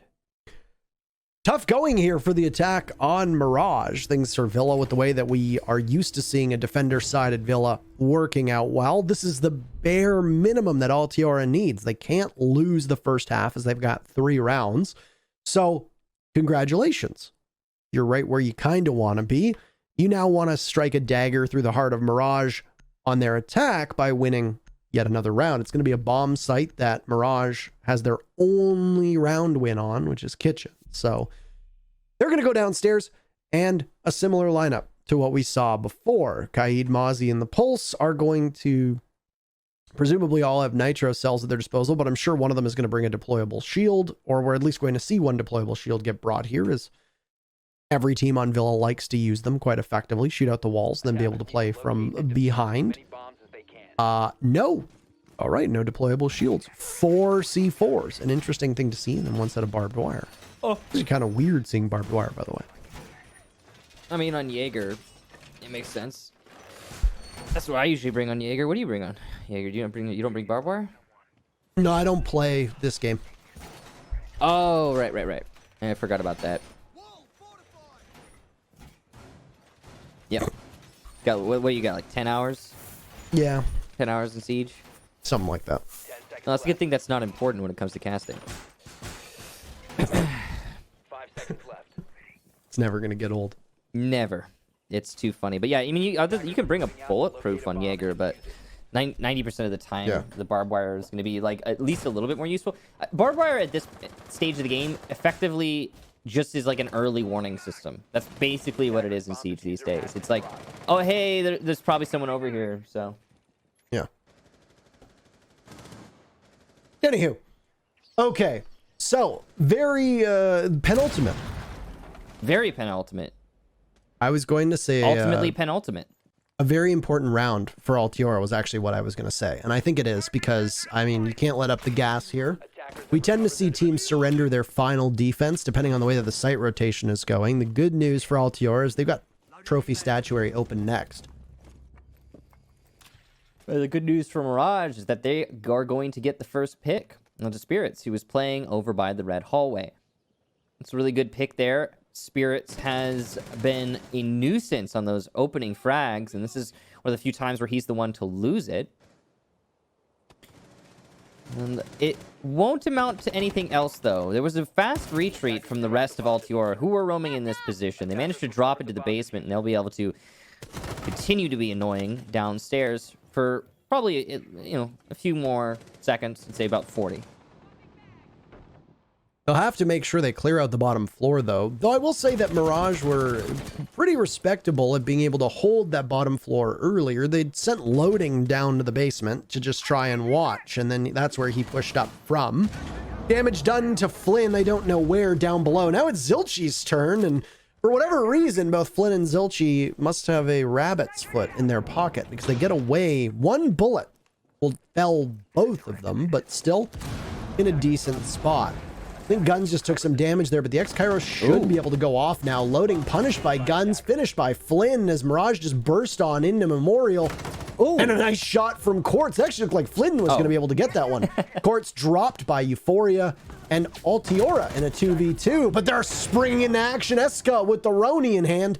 He dusts too, and then Euphoria is there to just absolutely trounce Zilchi. Altiora looking better than they ever did on Coastline. Much more comfortable, and this is the close match that we'd expected between these two teams. 4-1 for Altiora. They definitively win the first half. Yeah, this is definitely a much more renewed Altiora. Strategies there. The timing is there. For example, in that last round, the strategy from Altiora was to delay by living room, but they had a plan. If Mirage attempted to clear out the living room roam, which Mirage did, Altiora would retreat through the drop down in living room, and then as the attack continued to swoop in, those two defenders who were roaming in the living room would flank, and that's exactly what we saw. It was, in fact, Euphoria and Eska, the Mozzie and Cade, who were those roamers, and who ended up winning that last round. Euphoria came into the site to bolster the defenses, but Eska came behind the attack inside of Memorial. He ran up those red stairs. Perfect time, perfect place to pick up all the kills necessary to clinch out that round for Altiora. That was a well thought out defense, if I've ever seen one from Altiora. And it clearly states that Altiora has game plans ready on maps where strategy will be facilitated. Coastline is typically a little bit more of a looser map. So I guess we've determined what kind of team Altiora is. They prefer structured, or at least that's how it appears. That just calls into question then, why did Altiora pick Coastline? I mean, they did well on Nordic, against Nordic, I guess. Maybe they just felt really confident on it. Maybe they felt that it was a good map to kind of wipe the slate clean and just go blow for blow using how good their fraggers are. But I mean, didn't work. Yeah, I mean, they also had some players asleep. Spirits was the only one who really showed up in any meaningful way, I would say, for Altiora. And I mean, if you've still got to shake off the cobwebs or get the sleep out of your eye before you can get into a game, maybe if Coastline was map 3, we would have seen a wildly different result. Maybe. Right now, it's attempted clear of the ADSs and the Wamais. It's not working out so well. Second nade goes in. It does damage to Spirits, but no kill. So there's no more nades there on the sledge, and there's no more nades in general as the attacks run out, which means that Spirits is going to be able to persist in this corner. As long as he wins his gunfight, which he has an advantage in, he'll have the Q of the vault prompt and the forced funnel. Then, well, Spirits is probably going to do a lot of work from this position. We'll see, though. It's not definitive. Shield explodes behind him, and now he's lost a lot of his cover, but he's continuing to waste time, and that's just a waste of utility there from Flynn. He tried to use it maybe as a distraction, and yes, there it is. The distraction works out, but Eska at least will get Quartz, who will take down Spirits. So an exchange, and it'll continue to be just that as both of these teams go blow for blow. Altiora ends up on the back foot, but Guns will down Loading, who can pick himself up. And since he's not secured, it's likely to happen. So pickup happening, but no, why are you trying to do it together? Cover! Eska gets 3 big kills, a quad overall, and Altiora will take the round. What a blunder from Mirage.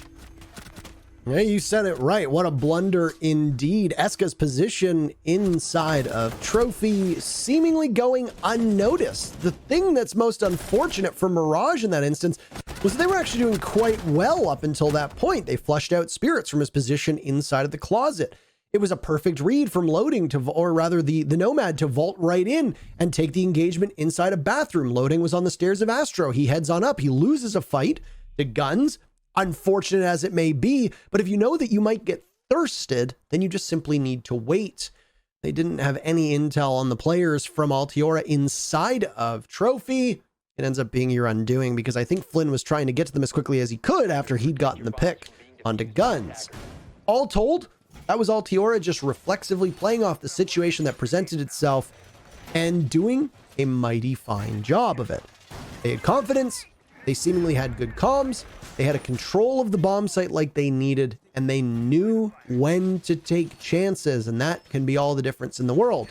With it, Altiora, a better scoreline than we saw out of Mirage having on that very first map. 5-1 on defense. This leads Mirage to a giant hole. They have a lot of work to do before we go to Oregon, and I think at this point Oregon is all but gonna happen. I don't know if Mirage has the staying power to be able to claw back in this one. They found themselves in a really unfavorable position, and Altiora, credit to them, they've had some pretty good rounds, guided none other than the top player in the Canada division, Eska. I still can't believe that they didn't just let Zofia pick herself up. Like, she currently is the only operator in this game that can pick themselves up when downed. Just, you know, use that to your advantage. I'm sorry. I'm not going to say anything about it ever again.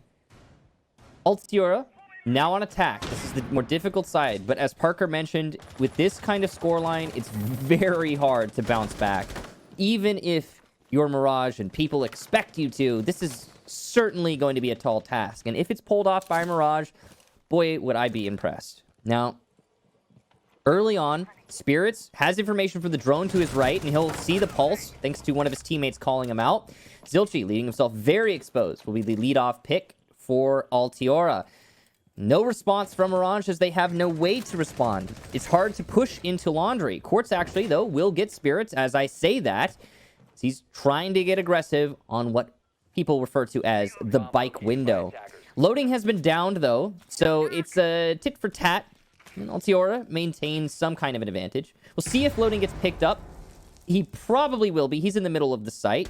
And Quartz, there you go, goes for it. Mirage keep themselves in this, but still, HP advantage, Altiora.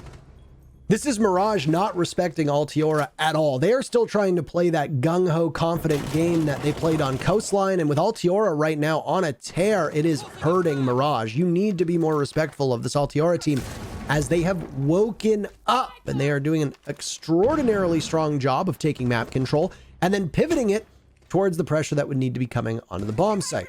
Loading, who'd been damaged earlier, is now finished off. Flynn has the Hibana lined up around the corner. There's a flash, and he'll survive for now. Sonar springs in. Silent credited with the kill as Eska punishes one. That's kill number 13, leaving Silent to do nothing but die. Altiora, match point. Man, this one is quicker than Coastline. Yeah, it looks like we're seeing some life from Altiora, and maybe, just maybe, what we were talking about after map number 1 just, well, doesn't actually ring true. It's definitely possible. I didn't expect this kind of a performance from Altiora, to be honest. Coastline instilled absolutely zero confidence in me for this team. But right now, it's looking like complete domination. And you said it yourself, Parker. I think you said it well when you mentioned how Mirage is trying to play a type of game that is based on confidence and brazenness and just, we can do this, we can do that, we can pulse in the middle of the site without holding laundry for some reason, and we won't be punished. And Altiora is finally punishing Mirage, and, well, the result is clear. So, question now becomes less of, will Mirage be able to make that comeback happen, and more of, what's Oregon going to do for us? We'll see when we get to that map number 3. If we get to that map number 3, there's still a chance. It just is a very slim one. Mirage will need 5 rounds in a row. Yeah, I think it's pretty likely. Yeah. Oregon's up there right now. Yeah. It also seems, honestly, just like Mirage is a little disheartened based on what's been happening over the last few rounds. They're definitely playing less than their potential. I have to wonder how much Altiora was prepared to go to this map. The hands of their very capable coach Bandit, if they've done some counter-stratting, because Mirage has played and excelled on Villa a fair number of times. I mean, I think that stands to reason, but I mean, that's just me speculating here. It could be completely wrong. It was absent from the Altiora Nordic game. This was the one map that wasn't played. Altiora defeated Nordic by a 7-3 scoreline, so obviously they're quite comfortable on it. Villa's won 7-3 by Mirage over Livid, but I mean, Livid did, for a period of time, look like the worst team in the Canada division right now. Statistically, it's actually Nordic, so yeah, we'll see. But I mean, even if Mirage ends up winning a couple rounds here, I don't see it really tightening up at all. Altiora have looked much better on defense and on attack as well. And there you go, punishing Silent, who gets droned out and peeks right into Spirits on the bed of Master. Mirage only have 4 members remaining, and this could be a very quick 7-1. We'll wait and see. Yeah, certainly looking like it. You know, this has been a really deceptive series. I mean, we're about to potentially go to map number 3, but it's still been fairly quick, to be honest. I mean, he just started not too long ago, and yeah, we haven't even been here for 2 hours. We'll see, though, if Mirage is going to take this one and rally back. They still have control of 90, and in this round, that is powerful. See, Loading does not want to let it go. He's going to put up his magnets, but there's 3-4 members of Altiora over there, and eventually Loading will just give up the ghost of that 90 control, forfeiting it to Altiora, who will, I'm sure, swiftly take it. Altiora does not have the diffuser, but I'm sure they'll get it before they actually start attacking the site. Looks like a little bit of a rotation here from Altiora. They're pushing 2 players over towards Study. Looks like just those 2. The other 3 will maintain control of top red, landing, and 90. It's going to be difficult for that push, though, to get all the way down the hallway as the shield is being played by Flynn. Loading still in this position by Classical. Flynn not too far off, as you pointed out. Study focus is now coming into play here for Altiora. They'll try to flash. Loading getting very aggressive, knowing that door is still closed to a certain extent. Loading swings. It's a fight that he might have been interested in taking, but unfortunately for him, it doesn't work out in his favor. Altiora finding themselves edging ever so closer to being able to take this one, putting Flynn in a very precarious position by Games. He has no choice but to fall off. He's going to have to stop this plant from going down side by side with Quartz. But Quartz dusted by Sonar. Diffuser going down, and it works out quite well. Guns trying to protect it. Zilchi finished off. Flynn in a 1v5 for the match on the line. The map on the line. We have Oregon lined up now as Flynn's not going to make it out of Vault. They shut the door. Yet another flawless round for Altiora as they win 6 rounds in a row. They have every reason to be confident. They dumpster Mirage 7-1. Well then, it's almost as if these teams switched sides, switched shoes. Complete change up there. Mirage looked like the absolute dominant team on map number 1 Coastline. Now we go on to Villa, and it's the inverse. And these are on each other's maps. So Altiora just won Mirage's map, and Mirage won Altiora's map. Now we're going to the decider. What a weird series. 15 kills for Eska. He wants that spot. He wants that top. He desperately wants that spot. But Michael, we have a break. So don't touch your browser. We'll be back in a couple minutes because we have to break down what happened and then set us up for the final map of the night on Oregon. Don't go anywhere.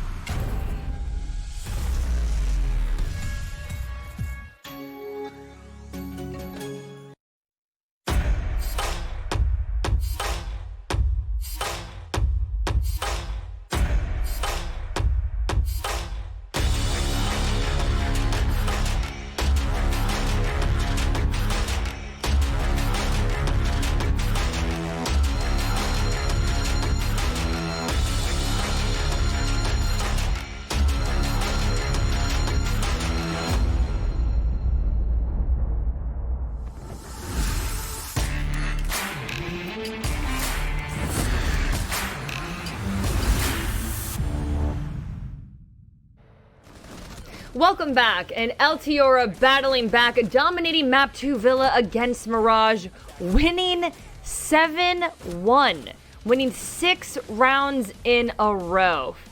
That was wildly fast, gentlemen. I'm Jackie Jing with Kixon and Taro, and let's look at the replays. Eska just completely dominant. Yeah. What did you guys say? How many kills did he get? 15. Yeah, killing it. The Eska show. Yeah. Isn't there an anime For that's for that what? starts with Eska? Not that I'm aware of. I mean, Sounds like I thought there was. potentially be an anime name. Is there really? I mean, Dang, didn't even Jackie's know a that. bona fide anime expert, so she I feel like doesn't she know. would know. Yeah, she's got a PhD in Yeah. animeology. So, but Multiple degrees. it was a really strong Different performance. specifications. Altiora playing with their food on that matchup. You can see the stats Yeah. right now on your screen, how strong it was. I mean, there weren't really any poor performers per se. There were players who went quiet on Altiora's side, but they really cleaned up when it came to kills. Yeah. Yeah, honestly, I think we were all a little bit shocked towards the end of map 2 there. And both of you were saying Mirage definitely looked out of sorts. So I want to pick both of your brains. Do you think that they were being careless? Was there a mental break there? Or Altiora just seemed to be completely taking advantage of whatever was going on there, Kicks? They certainly did. I think that there was a mental break on Mirage's side. They seemed completely checked out, if I'm being honest. They were stumbling over each other. You saw that well highlighted at the very end of the map. When the smoke's not in the right position, then he's not smoking the plant. How is that not called out? Then the bandits running into the smokes and the chaos on Mirage's side. They were not ready for what Altiora was dishing out, and rightfully so. I mean, I wasn't ready for what Altiora was dishing out. I did not expect that. I thought this was going to be a blowout. I thought we were done. I thought Altiora was the clear loser, and not so. So props to Altiora for their tenacity in taking map number 2. That was definitely something. And actually our players are ready, so we're gonna do what we did last time, and then Terrell asked your question, and then y'all can just take it away. But you said something like Mirage was not being respectful, and I'm sure they're about to change their tune on map 3 here. So I did want to see what you were thinking about how they're prepping for this final map. What are they saying to each other right now? Because I'm sure they're not happy, and as Kix was just saying, some sort of mental break happening there. So you ponder that, and then I'm just going to go away, and I'll see y'all later. Bye. I mean, I'll think about it. Yeah, absolutely. Frankly, I mean, we talk about momentum a fair bit in this game, and there's no in-game momentum-based system involving bans or economy or anything like that the players need to worry about. The only momentum that exists in this game is entirely mental, and I have no doubt that Mirage was likely very frustrated with what they were seeing, and after a couple rounds, their spirits were probably broken by spirits, who on Altiora's side was very not broken. He didn't have that great of a game, but he did well in map number 1. Obviously, it's Eska that stole the show in map number 2, but there are some times where it's just things don't work. Communication might not be that sharp. You might be going in cocky. You might be trying to play a style that worked against other opponents, and it's too late for you to course correct. We don't really know, and we can't speculate because we can't hear their team comms. So frankly, we don't really know what exactly is going on behind the scenes. What I can tell you though is it certainly did not look like the Mirage that we saw on Coastline, and more importantly, it didn't look like the Mirage that we've seen on Villa before. Altiora had some good performances, sure, but there was nothing world-beating about what we saw at Altiora. It looked like there was more missteps by Mirage than anything else. Obviously not to take credit away from the way that Altiora answered when they saw mistakes presented to them. Regardless, both teams, they're going to be back at square one. It's essentially a best of one here on Oregon. We might as well be in the EU League, Michael. I mean, I kind of get where you're coming from, because this has been really this has been fast, right? Is that what you're trying to say? No, because EU leagues are best of ones and they all play on Oregon. Oh, right. Okay, and then it ultimately is decided by this one map. Is that what you're getting at? Yes, Michael, a best of one means that one map decides the whole thing. Right. Yeah, no, Right. I understand what a best of one is. I was just trying to I'm trying to draw the connection here. Kinda?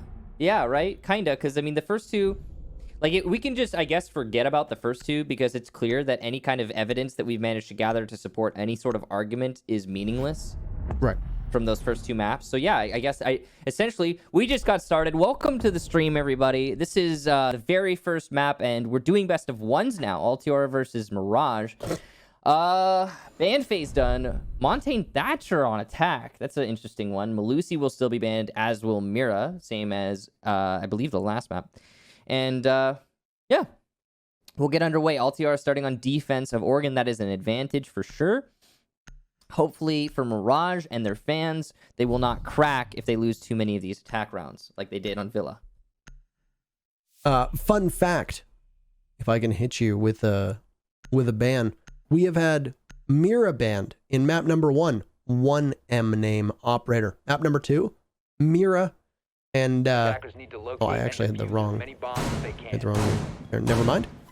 Now we have 3 M's banned. It's growing.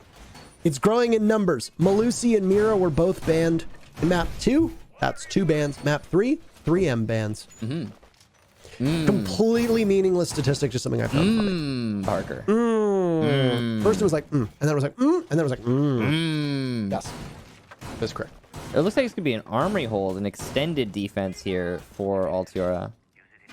I like these. I like when we see something different like this. This has actually worked out. We've seen this in the Canadian division quite a lot, actually. My records are correct in my brain. And I believe they are. This is not a new setup, nor is it new to Altiora, at least from my recollection. But it's cool. I like it. We've seen teams barricade themselves in armory, but never to the extent that Guns has. I mean, look at this. You have a sledge on the board. Mirage really likes running this sledge, so Castle is going to be... Well, I mean, he's going to be a swing of a hammer away from irrelevancy, and they've opened it up. Trying to flash him. There you go. Flynn looking to burn those ADSs. There's still one remaining, but it looks like it manages to evade it as it goes off. Silent could possibly pressure him from below if there's the right amount of pings. There is a kill hole opened up by the Jaeger of Guns, who now gets droned out, and he's going to watch it. There goes the Ash charge. It does a tiny bit of damage to Guns, and he has to move. There's an upside down rappel that he'll have to contest with as a grenade gets tossed on in. These are just not doing enough to him at all. The Ash charge, the grenades, he'll skate by this one, a crossfire down below on the safety of the hatch. This is a minute now that 3 separate members of Mirage have been focused on. And they're not going to be able to do much to him in this spot. He tries to get away! How do you take out Quartz like that? Goodness, nobody watching. Tries to pivot on to Silent, can't do it. But 50 damage done at the same time. That was so helpful for Altiora from Guns. That was strange. The only thing that was necessary to counter that play from Guns was for someone to walk up the main staircase. Nobody on Mirage committed to that. Quartz goes for rappel in. That's the last thing he should have done. There was a good setup there from Guns. He had the ADS in the corner. It wasn't covering the window, but it would protect him from nades. The Ash charge dealt with that, so well countered by Mirage. It was a constant back and forth battle there, but in the end, I guess you could say, brazenness of Guns won, and he was able to get a kill out of it, and 2 minutes, and plenty of utility. Now as we turn our focus to the site setup, Nade going in to get rid of one of the shields inside of games. It's successful. Spirits has used all of his magnets, it seems. They've been burned very well. We're going to also get control of Trophy. Mirage are in a good spot so far, even though they are limited on time. They've got the breach done for them, so they don't even need to think about that. They can even extend it with the exothermic. Silent will eat some damage in an engagement, but Zilchi's going to be the one to get the pick onto Spirits, so Altiora's anchor is now starting to suffer. Again, the time is limited here, but there's enough utility for the attack to open up a rotation into Attic. Despite that, though, Sonar will take down Flynn. That's going to be good for Altiora as they get a response back. Dying seconds almost, and Altiora are starting to peel off of their extended positions and hold on the rotates. Zilchi trying to confront that rotate, but he won't be able to get a kill on it. Silent on the entry, looking for something. Zilchi doesn't even see his opponent, who rotates into the closet, who will have an advantage. It's Eska to get the kill on Zilchi before he can even get close to the diffuser, and Altiora will win in the last few seconds of that round. There's no celebrating here for Altiora. They look like they understand the gravity of this matchup, and now they have an advantage. There's going to be a rehost called from Flynn, confirmed by the admins, so our horrifyingly beautiful faces will pop back up on your screen. Mirage will exit, and we will need the game to be remade before we can go back in. Now, that round, what honestly were Mirage thinking, wasting that much time and trying to swing in on the Jaeger playing on that hatch? What was it? Because I could hear you roll your eyes, Michael. So the problem was they were trying to deal with the Jaeger without necessary information gathered first. So Jaeger's playing inside of Armory. What do we need to do as an attacking team to confront that? You can play on the window. You can go from below. These are all valuable and viable tactics. The reinforced drop down, the below pressure is negated somewhat. The best way to confront that Jaeger is to do a 3-pronged attack and pressure him from the hallway. If you pressure him from the hallway, he has to take that heads up 1v1, and as he's being attacked from below and the window as well, there's no way he's going to be able to get anything out of that. Even the most talented players would struggle in that kind of scenario. But we didn't see that from Mirage. They needed to spend less time on it. They spent almost 2 minutes on guns. And they also just didn't play the counter in Armory very well with the explosives. The nades is supposed to corral guns. Not a great job of that. The ADS did get destroyed from below by the Ash Charge, but I think that was just happenstance. I don't think it was targeted. I think he was just trying to get rid of a corner that guns could have played in, and that worked out, I guess. But again, it's just, if you're unsure about pushing the hallway because you're worried about Trophy, you're worried about Master, maybe you're worried about the roam downstairs in the main lobby, drone that out first. That's more valuable use of your time. Quartz, don't repel in like that. He's not dead. You can't do that.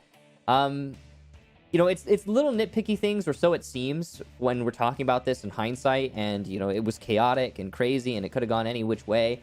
But at the same time, I do really feel like the answer was there for Mirage. They just chose not to seize it.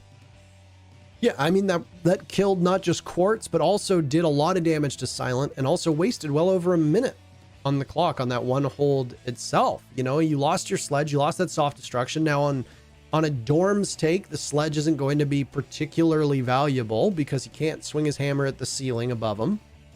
And both of his frag grenades at that point were used up, but it's still an extra gun. It's an extra gun pointed at one of the choke points that Dorm's bomb site presents itself with. If you're looking at somebody covering the bunks over by Big Window, maybe somebody at the top of White Stairs, maybe you want somebody to pressure Attic, maybe you've got somebody looking inside of Trophy at the cross that's going to come from the Kids Dorms area. There's a lot of different places that they could have utilized that sledge, and his life was just kind of given up to reckless abandon. Same with Spirits, or same with Silent. Silent almost falling to the Jaeger, losing 50 HP. Well, when you're at 50 HP, you can't confidently take gunfights the same way, especially if you're going through those choke points presented on the Dorms, because a nitro cell, a toxic canister, or hell, even an impact grenade could be enough to potentially kill you. So Silent at that point was in a position where he had to play a bit more cautiously. That might not have been a mortal blow, but it was pretty close too. That one play alone from the Jaeger was really instrumental. And I mean, you were very excited at the Armory defense that we saw taking place, and it turns out that it worked out quite well. Yeah, a big part of that, also credit to Guns. He played his position exceptionally. And, the reason why Quartz repelled in was because he was frustrated by the lack of action on the Jaeger, and he just wanted to force the engagement. And again, that's why you peek him from the hallway. Anyway, that is what it is. When it came to the actual site take, for those of you wondering, mostly the reason why it ended up falling in the way of Altiora is because of Altiora's ability to stay alive. They did not do anything brazen or anything that could get them killed. They played very smart, based primarily on time, and they peeled off every position progressively. Then, when opportunities presented themselves due to the low manpower on Mirage, you saw Altiora take pushes of opportunity, like the SAS operator, whether it was a mute or a smoke, I want to say it was a mute, taking control of Closet because he knew that there was only one gun holding that position. And as an SAS operator, you got the SMG-11, you got the shotgun, you can force out those close range engagements, taking control of the diffuser, and then at that point, there's no chance for Mirage. So now the big question in everyone's heads, I'm sure, is going to be, does this bode well for Altiora in the long run? Does this mean that we now have a new number one in the Canadian division? It's just one round, but it was still very well played by Altiora. You cannot take that away from them. And obviously, we're going to have to wait for the rest of the map to make a determination there. But man, was that a well-played round strategically from Altiora, and a lot of stumbles, one after another from Mirage. This is the worst time for a rehost, by the way, because you only have a single round to analyze. Yeah, For everybody, for would-be casters, by the way, if you're watching this and you're like, wow, these guys are they're really ringing everything out of that round. We're getting into the minutia of the plan. Yeah. See, the first couple steps that they took for the diffuse planter could have been better optimized. They could have arrived at the site 7 seconds sooner. See, there was a bit of hesitation, actually, with the way that Flynn was waiting for the castle barricade to get opened up. That flashbang had been a little bit sooner with the frag grenade toss, and they probably would have killed him anyway. So you just dive into that. It's like the worst. We can, though. I mean, it doesn't matter. This is the worst possible time for a rehost to happen after one round, especially one round that was largely chaotic and is easily explained by a single player playing the way that he played. The rest of that round really just boils down to trying to push into the dorms bomb site. You know, I know that we fall back and we say standard stuff a lot, which we're trying to do less of for all of you at home, because standard stuff, it's standard. It's not necessarily standard to players who don't see this level of gameplay. Let's say you're standard stuff. Or it's very standard. I don't see that in my silver games. You're absolutely neither, right, Jimmy. Timmy. That's not how we do it. So, you know, anyway. Yeah. So, but yeah, no, it was some pretty, I guess, in the big picture, advanced stuff, but so is everything you're going to see at this level. And that's one round. So next round, yay! Woo! We did it! Defense, bottom floor. It'll be a laundry hold. Altiora bringing enough kit to hold elbow. For those of you who don't know, that's to your top right of your screen, now directly underneath on the elbow there. Usually you'll see that opened up by the defense because it can be used to hold onto blue. It'll be opened up in a very interesting way here for Altiora. They're going to go ahead and open the right side. Typically, it's a crouch hole on the left side. This is telling of a slightly different setup. You can see that shield actually is very different. Normally that will go in elbow, but this is being used to hold the push out from elbow. I'm really curious what this overall hold is going to be for Altiora. It looks like they're prioritizing objective play over control of zones. So what I mean by that is the reason you hold elbow is to control the blue zone. If you control the blue zone, you burn attackers' time. But if you want to play the objective, technically that's not necessary. You don't have to control elbow to control the objective as much as you would think that might be the case. But you can control the objective all the way from laundry, and by objective I mean default plant behind the B shelf. You can control that all the way from laundry with gas canisters and C4s tossed over the shelf.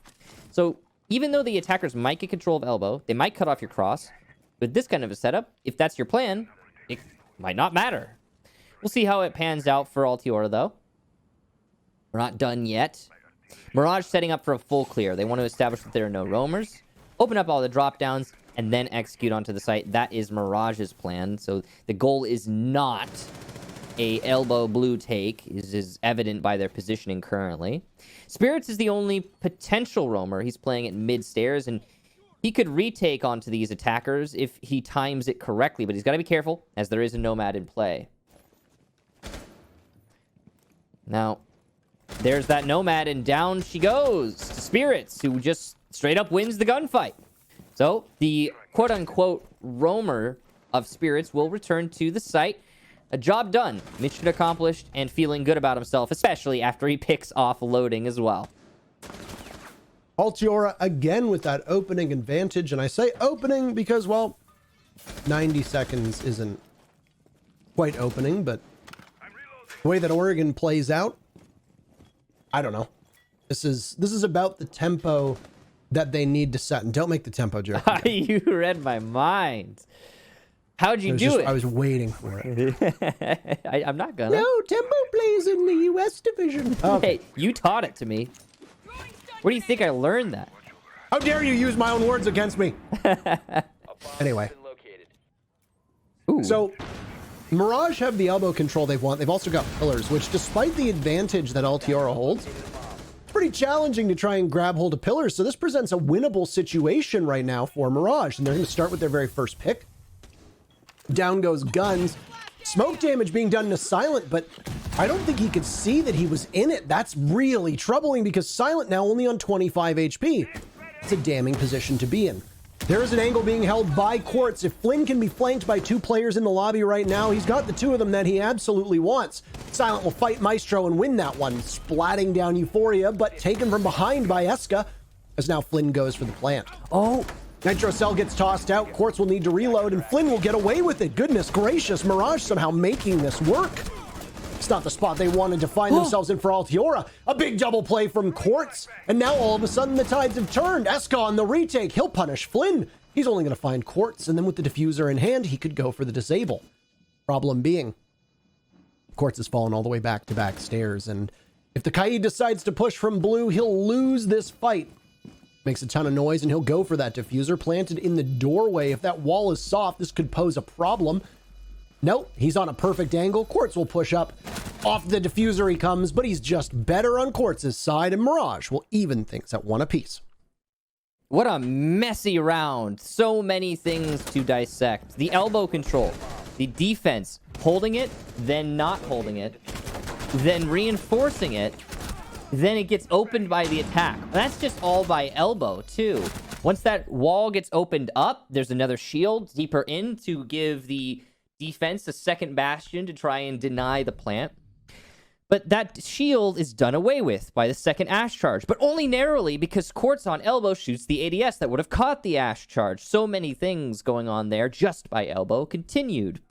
Here's part 3 of by elbow control. The C4 from the Kaid, used to try and dislodge the attacker from elbow, but used poorly by Eska, as he should have denied the plant on the other side of the shelf. So many crazy things happening there. So many missteps. And I'll be blunt, it could have been either team's round. There's no better team for me out of that performance. There is a better player, though, and that's Quartz. A big round for him, picking up 3 frags, and all of them crucial frags as well. He managed to get both of the defenders who were flanking by Pillar, and that single-handedly gives Mirage a chance in that round. Because if those flanks had been successful, Altiora sweeps up, it's a done deal, and it doesn't even matter. But Quartz fights his way out. He gets up to the tower stairs. He plays the post plant masterfully in the 1v1. And there you go. That's your result. Well done to Mirage, Quartz in particular. And Quartz and Eska have really proven their worth so far, back and forth as they've gone. All of Quartz's kills, of course, happening in that clutch that we just saw. But talk about impactful kills. Hard to find more impact than those. Anyway. It is hard to find more impactful kills than those. I mean, you could probably find them, but it would be hard. I am still begging for the ability to only track the kills that are achieved in winning rounds. I desperately want to see those stats. I don't know how I feel about that. I think it would be valuable. I think it would be very valuable. It would provide a unique insight into how players contribute to the victory, not just overall. I think that's something that we can discuss that one in private, Michael. Oh, well, okay. Security hatch opened up as loading had some struggles at the beginning, taking some damage. There's an electric claw used on that, and none in the back pocket of Eska, so he's going to try to trick this, but he's a bit too slow to the draw. Now, that is the box hatch opened up as well, so he's going to go back and throw the electric claw right on the same wall, which is right next to him. Over by box, that's leading to pillars. Altiora have 2 separate players lined up inside a freezer, and Sonar gets droned out. He's got a shotgun in hand, and he'll smoke it off as there goes another grenade. Beautiful double kill from loading. Goodness gracious, blow them sky high. Altiora will be buried inside a freezer and surrender the first 2 picks. That's huge there for Mirage, but they've stumbled in this position before, so it's not over yet. Give it a little bit of time. Eska's still in play. Spirits is still in play. Guns even. These 3 players have been integral for many rounds. But there goes Spirits. Quartz getting a big frag as he entries in through the freezer. A second for Quartz. It's all on Guns, who gets felled by the man himself. A 3K on the entry for Quartz, and Mirage will solidify it with a flawless round. Being a beauty on this play now. That's 5 kills over 2 rounds for Quartz, or rather 6 kills over 2 rounds. Yeah, 6 kills. Yeah, because he had 3K in both rounds. That's not too bad. Loading his grenades, of course, obviously putting in good work. Catches Euphoria. Sonar had pushed up, and he mislabeled, or misjudged, rather, where that grenade had landed. He thought that the play was to back up, inadvertently backing into it. If that nade doesn't go off, that smoke should have been enough cover. Almost guaranteed that Mirage is not able to capitalize on the pick on the Maestro. The Maestro gets picked back up. Sonar is still alive. Totally different round.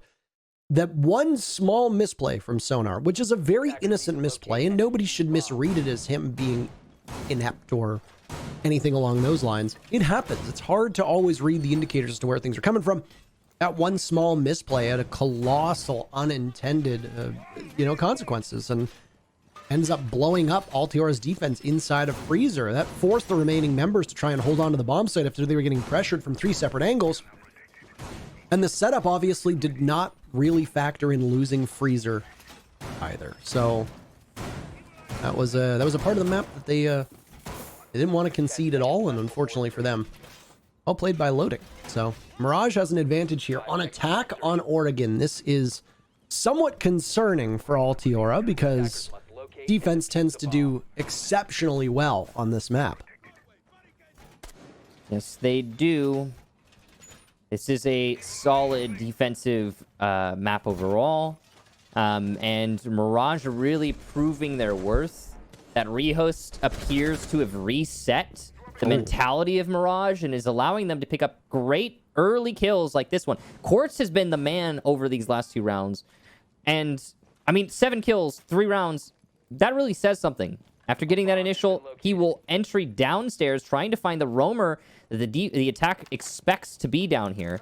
It'll be spirits hiding in the closet, but are they even going to check it is the question. You can see the drone going towards the closet now. Loading's going to spot him in just a second, and there it is. Jaeger's position given away. Quartz now knows what he's facing, and he thinks it's just that Jaeger, as Freezer has been checked. Free Fire goes out there on the angle, but no actual engagement just yet. They're aware of each other and scared of each other.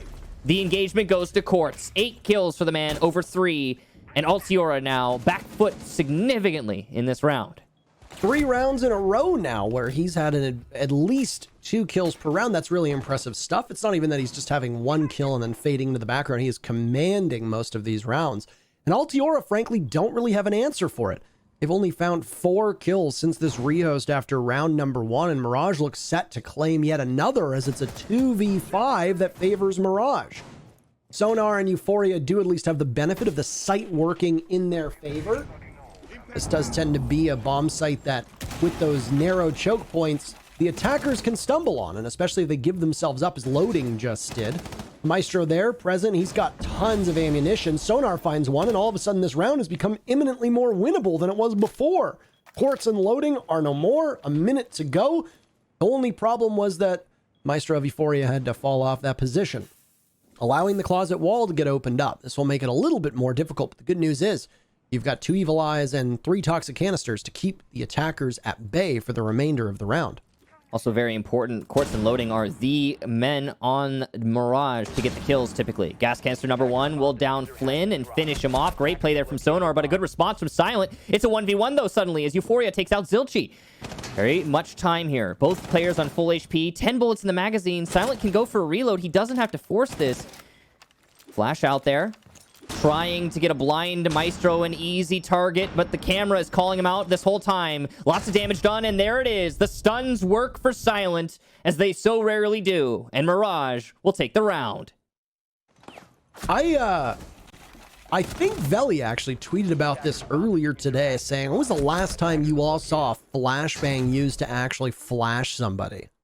Well, there's your answer. And the problem is twofold. It's kind of unfair to judge flashes as in that way. The reason they're used to clear things is because there's 3 of them. That's it. They're also so prevalent on the attack. You need to clear out the ADSs. Are you going to use a smoke or grenade? No, technically they're higher value. So 3 stuns? Yeah, you're going to use it to clear. I agree, though. They could be They could be buffed a little bit, maybe. I'm not sure how you would do that without making them OP, though. It'd be a dangerous dance. I mean, Protect your bombs from here's an idea. by attackers. Limit the things that you need to clear with flashbangs. That, well, now Parker, that's a thinker. Now we're talking about changing the whole game, and I completely agree with you. If it were up to me, and most people would call me crazy, but if it were up to me, I would practically have utility in this game. But I'm crazy, so, you know, whatever. Anyway. Yeah. All right, well, things are not working here. It looked like it was going to be the double dorms yet again, but it was a swap up. And downstairs to kitchen and meeting, they will go. I mean, right now, Altiora are finding some issues with their defensive rotation. Unsuccessful at 2 different defenses of laundry supply room is not usually what you want to see, especially if teams can stack up over by pillars and shoot out the walls and freezers and in the freezer walls and then play off of elbow. But Altiora could not react to the way that Mirage was able to counter that, especially the meeting upstairs. And I mean, a roam probably wouldn't have helped here, and roaming has been one of the strengths of Altiora so far, but hasn't exactly proven to be all that successful on this map. Now, if there's somebody playing off-site, we'll see if they're going to find themselves dying at the hands of Quartz yet again, as it looks like he's quite intent to go downstairs. Altiora have many a member of their team far afield, as you like to say, from the bomb site, including 2 of which are playing up top. Guns has made his way back. It looked like he was roaming downstairs. Whereas you have the Maestro playing closer inside the bomb site, and then Sonar playing by meeting. So a decent spread, and Eska and Spirits both have a hatch open to drop to the bomb site if they need to. The roam hunt once again, but this time it's silent. Guns will be the one to confront. Not using the 1.5, interestingly, but rather a typical 1x on the hollow. He knows that there's someone inside a classroom. He can see and hear the explosions coming from below. Eska opening above, trying to distract for Guns. Loading will get the lead-off kill, as he so often does. And Silent even wins the fight with Guns, trying to get aggressive on the hallway. Is he going to expect a second? Yes, but he doesn't win the fight. Spirits will take that one. Altiora going tooth and nail with this battle, and well, still a favor for Mirage, but there's a chance here. Altiora can swing it back, and it gets better as Spirits and Eska both get a kill of their own, leaving just Zilchi and Loading.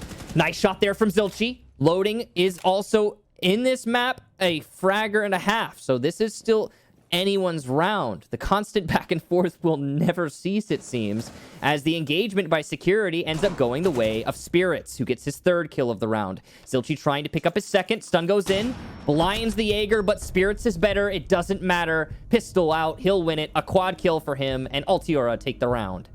Altiora desperately need to take not just this one, but the next one as well to try and keep this first half even. You have the benefit of going on to Oregon on defense, and you don't have a Malusi and a Mira, that's fine. The attackers don't have access to Thatcher. Ace is in place. They could have trotted him out if they really wanted to. And Maverick is obviously still available as well, but Mirage really like this Maverick Thermite combo, and for the most part, I'd say it's been working for them, albeit a bit antiquated given that Ace brings some different usages with those Selmas. Regardless, Altiora need to try to hit the reset button, as we call it, which is you take 3 rounds on one half because you've already lost. On defense, you should be taking 4 rounds on Oregon. Altiora are not going to be able to do that. There's nothing when I look at these operator bands that leads me to believe that the defense are going to struggle here.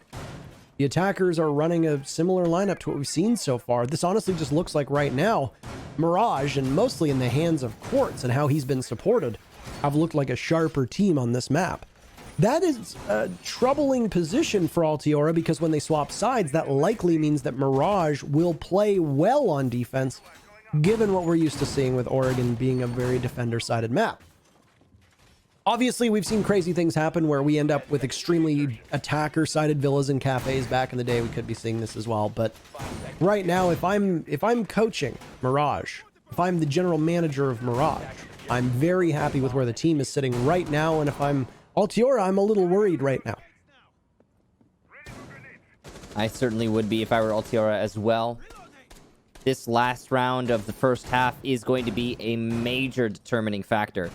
And once more onto the breach screams Guns as he attempts to hold on to Arsenal. We've seen this dance before. Once again, it'll be a utility dump for Mirage. Guns full blind. Drone goes in. Flynn establishes the location of the Jaeger. Northwest corner is called out. Here comes the spray from the floor. That's the Ash down below. Quartz is not exposing himself this time. Ash charged from below, cutting off rotation. More spray from below to open up a larger angle. Gun's trying to challenge. His ADSs, I believe, have been burned. He can be naded now, but he'll move as soon as he hears the nade pin pulled. That's why Quartz isn't going for it just yet. There it is. And there is another ADS, which has now been cleared out. Nades start to go in. Guns incurs more damage, but all the while, Eska will get silent. Second nade does damage, but not enough to kill. And Guns persists. Third nade goes in. The explosives are everywhere, but there's none left for Mirage. And Guns is still alive, still wasting time. There he goes. Finally, Zilchi finds him. And armory control is established.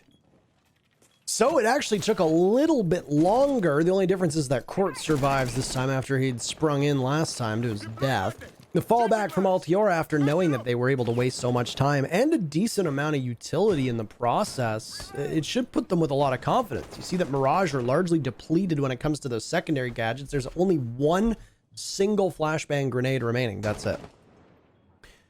Not necessarily what you want to be dealing with here, unless you've already cleared out most of the ADS and most of the magnets, in which case then you're in an okay position, but there's no way for us to know that.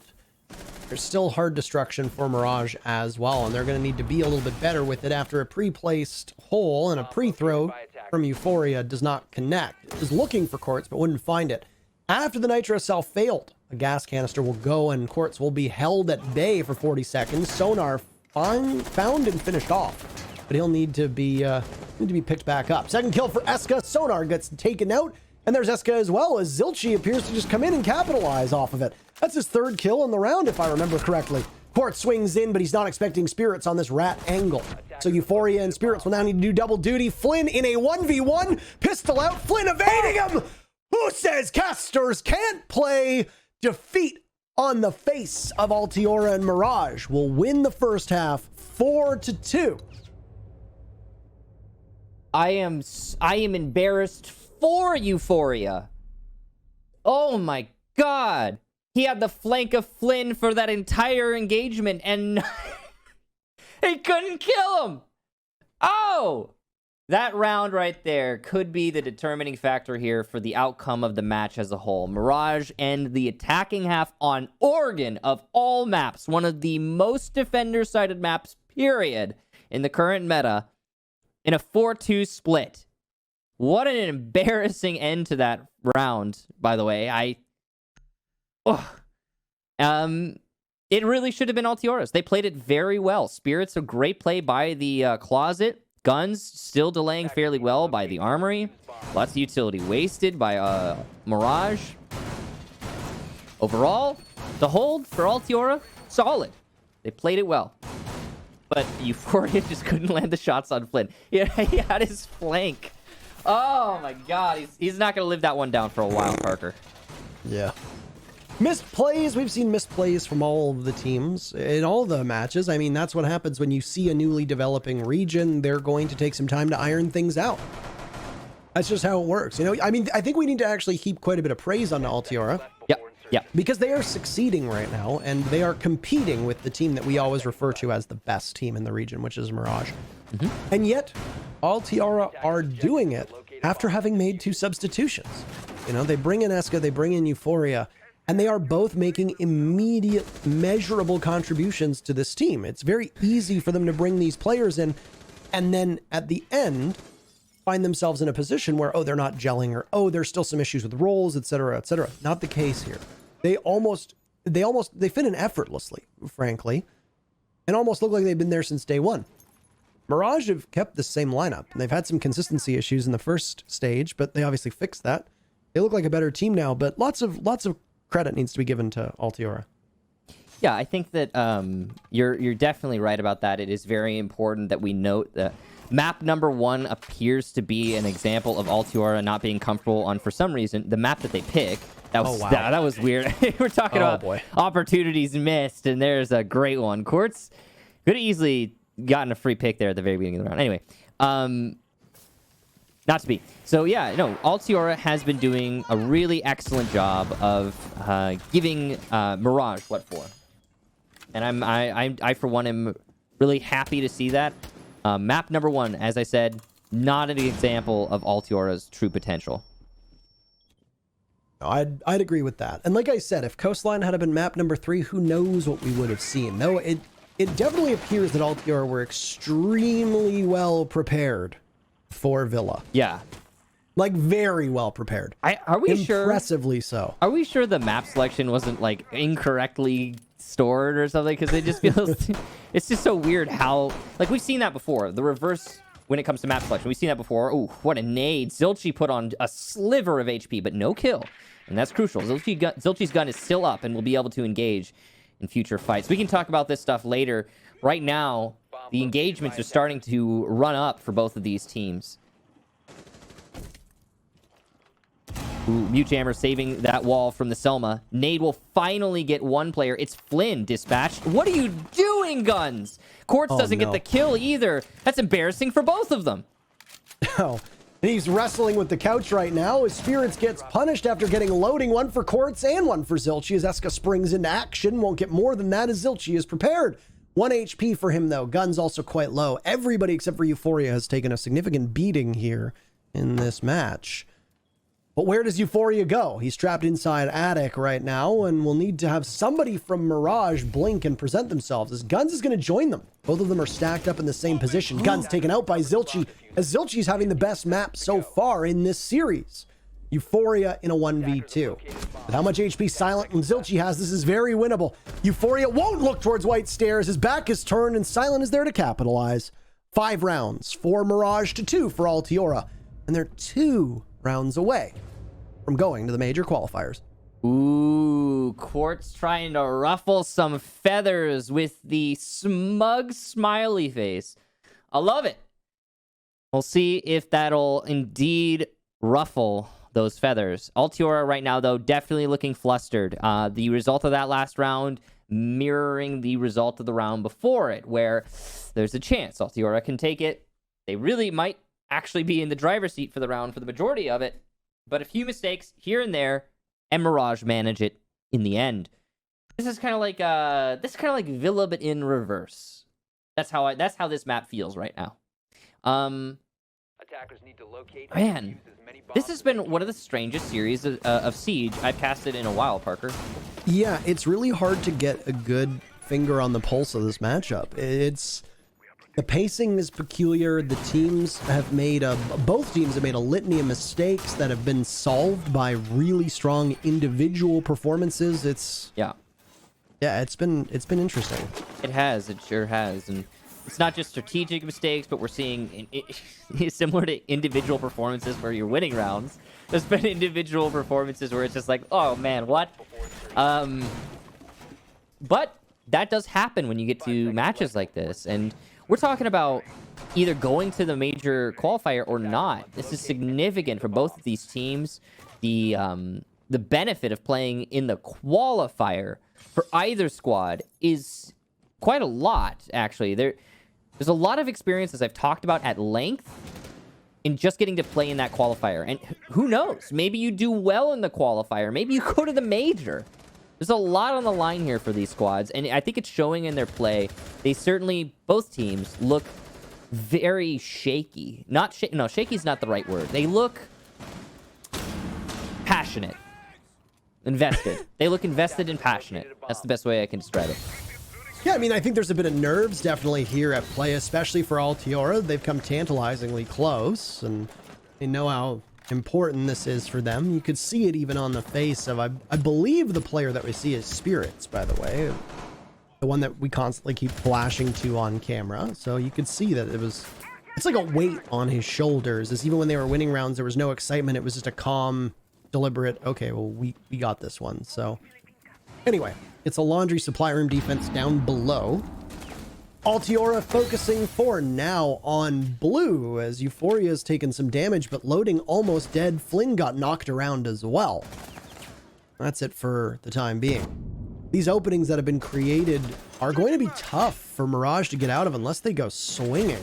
Ooh. And swing they shall. Quartz doing significant damage to Eska, but not enough as Sonar finds his second pick of the round. This is huge for Altiora. They desperately need a win here or else Mirage goes on to match point. Spirits with one on the loading. This is a dominating performance. It'll put Flynn and Zilchi in must-win situations in a 2v5, and they don't have the best tools for the job. Both very low ammo count in their weapons.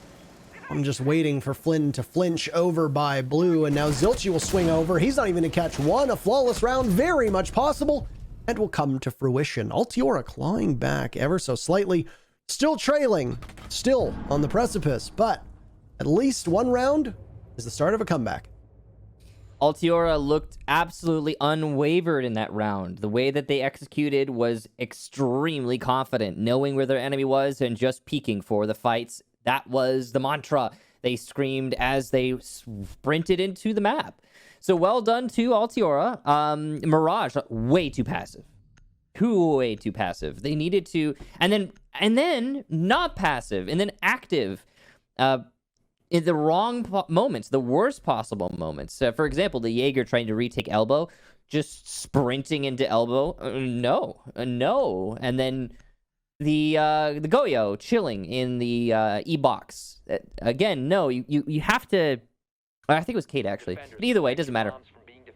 Mirage choosing the wrong moment to make every possible move there. Altiora, the opposite, getting the advantage in every engagement. Now, you can say that those kinds of rounds are flukes. They do not happen continuously here, but it is going to change up the flow of this map significantly, and I think it's going to build a lot of confidence for Altiora. I entirely agree. And also for Altiora, it comes on attack. Now, I mean, if you look at the stats, it's 5 rounds on attack versus 3 rounds on defense when it comes to wins.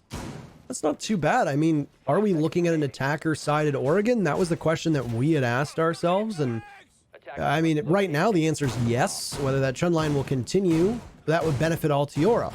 If it doesn't, then Mirage ends up winning the matchup off of it. And with it, they get the spot in the major. So we'll see what happens right now, as it is a meeting defense. We have yet to see that dining hall defense just yet. So only 3 sites appearing for Oregon.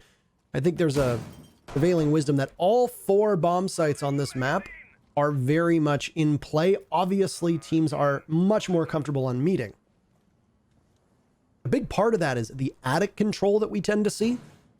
You reinforce the 2 panels on the back of the stage. You reinforce the 2 panels directly above that. In attic, you can throw 1 Electroclaw, and guess what? It covers all 4 of them. It'll be no match whatsoever for a blowtorch that cuts right through that electrified steel, though, and Altiora will take the back tower to start the round off. Maverick tricking that wall open. Sufficient utility use there. Eska's going to be the one to try and cut off the rotation by the main lobby. He's also opened up, as you can see, on the meeting walls. This gives a good line of sight into meeting and allows the attack to cut off the possibilities in the rotations for the defense. Loading playing close. He's going to try and get an aggressive play, it looks like. Maybe pick off Eska inside a garage. Eska is currently alone, and that won't always be the case. It's possible an attacker might rotate over to try and assist Eska. So the sooner the better there for the defense, but they might not even know that.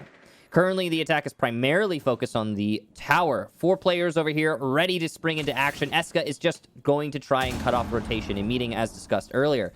Silent has a huge job here as he plays by the sandbags, but he's been droned out. This is not going to be an easy fight for him to win. Tucked in the corner with somebody watching the drone hole, which is going to be Sonar, and Silent very wisely moves over, hits the deck, and we'll see if somebody can pressure him. Sonar taking a bunch of damage from that gas canister, and it will linger. Now Guns will have to run through it and lose HP in the process as well.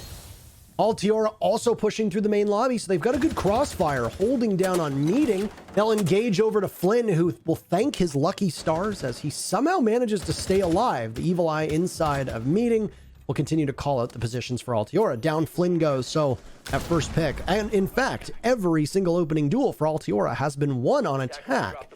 Not too bad. Diffuser drop looked like it had been trying for a plant. The Kaid will swing, lose the fight to guns. Sonar should have no problem getting this down. This match is incredibly tight. Could we see another flawless round? Yes! 2 flawless rounds in a row for Altiora. By Jove, they look so good now. And this match has certainly tightened up. Jeez. I mean, so many things going wrong there for Mirage. First of all, Flynn being the first pick, that is the worst case scenario. That's your smoke. He's supposed to deny the plant on the stage. Then the C4 comes into play for Mirage. But what happened? Well, the smoke dies. And then for some reason, your Cade playing sandbags is throwing his C4 before he even hears the plant. I know that there's a lot of things going on, guns rattling off, smokes and explosions, yada yada. But I didn't hear a plant. I didn't see a plant. He must not have heard a plant. I mean, that was a bad call there. That was a wasted C4. It needed to be used to at least pick off the planter. Now, granted, it's probably going to get shot mid-air, but still, the C4 it amounted to nothing because it was poorly timed. And then also, yeah, we can't forget about the pick. Flynn dying, that was huge. Altiora had a huge window of opportunity off of that. Altiora also opening up the attic, allowing them to, at least delay the inevitable push into attic from the defense. And when the attic push came out, it actually ended up being the final kill there for Altiora. So, well played to Altiora. They picked that defense apart, but Mirage kind of let them. I mean, you talked about how motivating and how much of a confidence boost that would be in round number 8, with the round that Altiora won on. They haven't allowed Mirage a kill in 7 minutes now.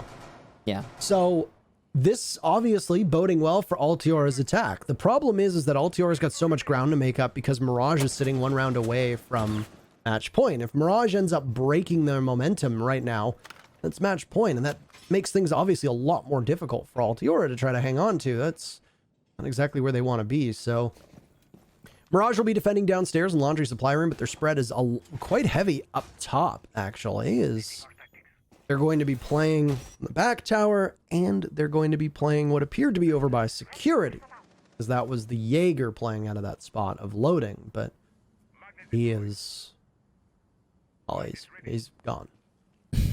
He's now downstairs by the A-bomb. So he's fallen off. Yeah, tried to waste time, engage in a fight, and realized that, like Flynn on the previous round, you don't want to give your life away for nothing. He's playing it safe. And I think that's kind of the, I guess you could call it the doctrine of Mirage right now. They are playing it very safe. And I think it's actually kind of, it's been working against them. To put it bluntly, Mirage needs to be more, not assertive, but they need to not allow themselves to get bullied and pushed into corners so easily, so readily, as Altiora have been doing. So we come very close to Mirage actually winning this. It almost feels like Altiora is the team in the lead, despite them being 1 round down, based on the last few rounds. It's just the performance we're seeing from Altiora is substantially better. Shields placed there to try and slow down the freezer take. And a C4 from Zilchi will get sonar. He's still inside a freezer. And that could be a huge boost of confidence to Mirage as we get ever closer to the potential end of this round. Second C4 will miss, though. So at least some utility wasted there. Spirit's looking to try to take out the evil eye. He might be fruitlessly shooting those ash charges in, but it looks like it will connect, at least for now, as loading loses some of the wall next to him. Flynn has the angle behind loading, as this A-bomb site is virtually untouchable when it comes to the attackers. Spirits and guns waiting for the call inside of freezer, as Eska will drone in for them, and now Euphoria's gadget will also head in that direction, giving away as much information as possible. Zilchi gets droned down, and he's going to be under pressure. Loading can swing in and help whenever he wants. Zilchi prone, waiting. If the drone skates by, this could pose a problem. Silent taking some damage, but so does Spirits, as there's only about 10 seconds left for them to wrestle with, and they're going to be buried inside a freezer, stopped in their tracks. Eska goes down, and it's a flawless round for Mirage now. 3 flawless rounds in a row, 2 for Altiora, 1 for Mirage, and it's match point for Mirage off that round. Man. Well, when the dominoes fall, they really do collapse. I mean, it's been one-sided for both teams, no matter the situations. And yeah, match point, series point. It feels like these teams have been going for all 12 rounds, and we're here at what could be the very end. I have confidence in Altiora to bring this to overtime, but they still face the daunting prospect of attack on Oregon. And more importantly, it's a kids' dorms defense for Mirage. This is notorious as being one of the best sites on this map, along with the bottom floor that was just defended by Mirage. So it is not going to be easy for Altiora to bring this to OT. It is possible, just very, very close, if at all. A Herculean task, Michael. That is the way you can put it, yeah. It is one of the ways you can put it. It's the way that you put it. That is the way I put it, yeah. You said that. Yes, I often say that, actually. Yes. Monumental effort. A large hurdle. That's one that I use a lot. 10 seconds remaining. Anyway. Significant task. You trying to alliterate now? Tall mountain Oh my goodness. to climb. Attackers are moving to defuse a bomb. The Mount Everest of Canada. Okay. They farm maple syrup on the peak. Silent challenging small tower here. He's just trying to delay. He wants Altiora to work for it. That's all that he's really doing. And also trying to stay alive as he retreats. Droned out, a castle barricade stopping his return to the bomb site, as both he and Zilchi are going to play down below, but they have an expressway back to the main lobby that's going to be through the wall into meeting. On the hunt is Altiora to try to determine the location. Spirit's playing off of one of these bullet holes, but doesn't look like he can see too much. Well, that's a hollow for sure. And then, you know what? I don't hate it, actually. What do you not hate, Parker? I don't hate that hollow, by the way. I don't either. I don't mind. Because they fixed it originally. I think what caused a lot of hate was when it first was announced and put on the TES. It had a massive dot, and they made it smaller. So I like it. Exactly. I would use it if I could. Yeah.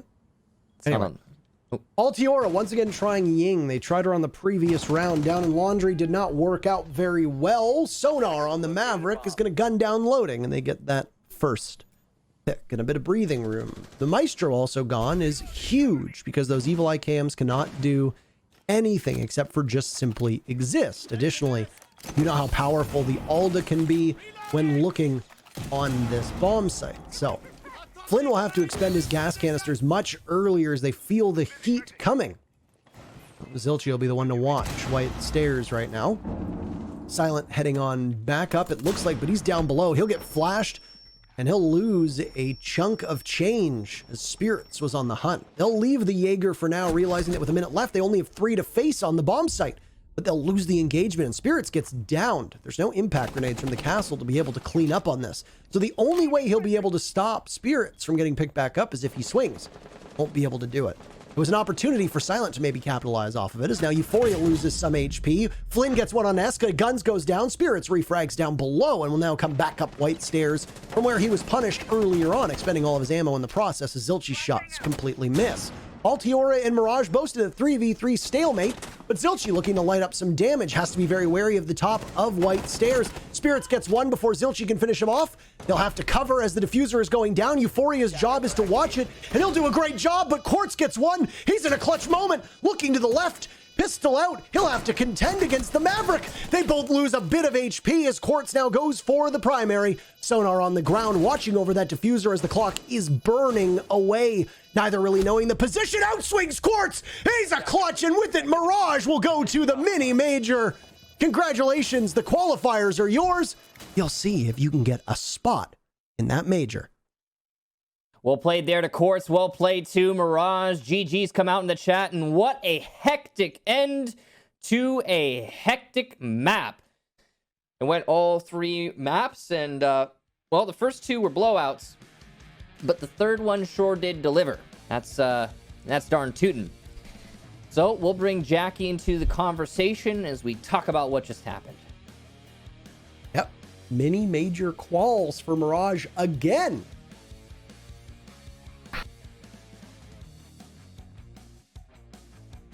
We can't hear Jackie.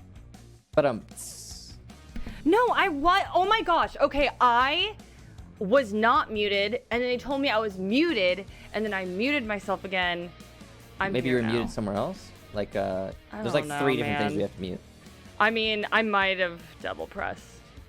Anyway, moving on. I am unmuted now, and that was quite the series overall. That last map was a dogfight.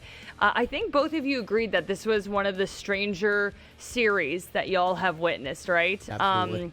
I think that you guys talked about pacing oddities, weird mistakes. So, Antero, why was this one so chaotic and atypical? I mean, I think some of it just stems from the fact that they don't really know their full strats just yet. I mean, as practiced as Mirage may be, there was still a lot of uncertainty and confusion on their part. I mean, there were a lot of hero plays being made by Quartz. We saw in the very first map lots of hero plays being made from loading. We saw some desperate attempts from both Flynn, Zilchi, and Silent, though much less so.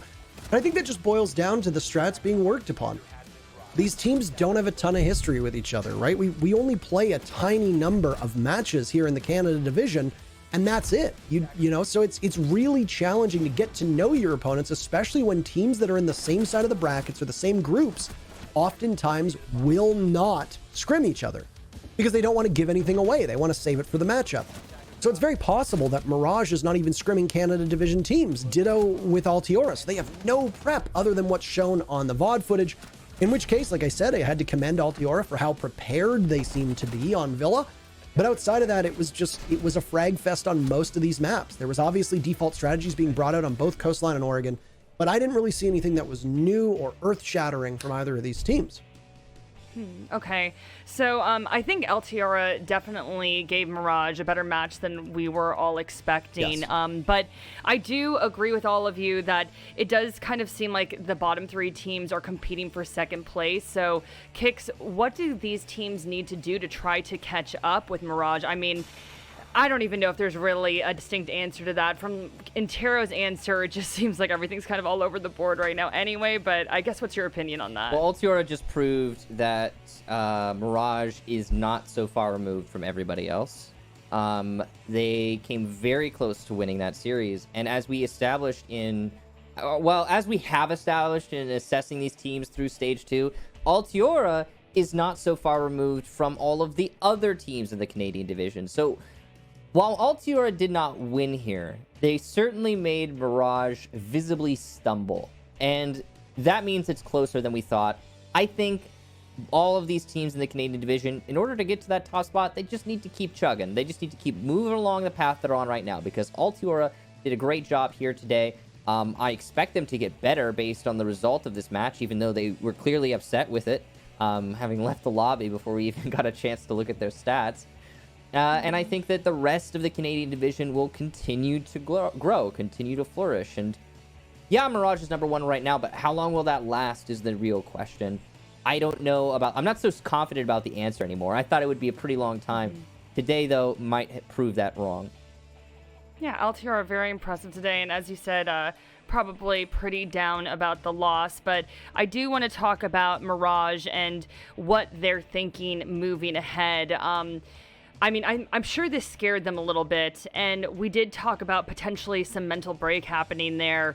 So what do you think they're going to do for the NA qualifier? How are they going to start prepping for this mentally, strategy-wise, everything, Antero? Well, it's going to be what? It's going to be SSG, DG, Sonics, and Mirage should be in the quals. I mean, you're going to have to go up against Space Station. That's going to be a tough one for all the teams. Doesn't matter who you are. I mean, everybody's going to be looking at Space Station as the odds-on favorite because a major happening without SSG right now seems to be unthinkable. And I mean, no shade thrown to the Sonics or Disrupt, but there's nothing that we've seen so far this season that would suggest that either of them are going to be able to get the leg up over SSG. Mirage, I think, is in a position where they are aware that the likelihood of them making the major is slim to none. And they know that, and I think they'd be very comfortable admitting that. What the major does is it allows you in-game, in-match experience that scrims cannot give you. Teams have players that show up big in scrims and then go completely quiet in matches. Teams dry run things in scrims that they don't do elsewhere to see if things will stick, and then never end up using it in an actual matchup because everything is on the line when a big match is being played. Whereas scrims, the stakes are non-existent because your goal is to learn and your goal is to improve. So what can Mirage do for the qualifiers? I mean, best prepare themselves to learn from their opponents and put themselves in a position where they're going to gain the most knowledge and experience from those matches, regardless of where they end up landing.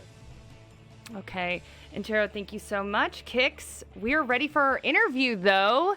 I believe Flynn is on deck. Congrats on your victory, Flynn. Antero, thank you, Jackie. Nice. Thank Don't you, everybody. boo him. Yeah, Parky, you're the same you. I love you. Okay, see, Parker boos you, and you just respond with positivity. I love it, Flynn.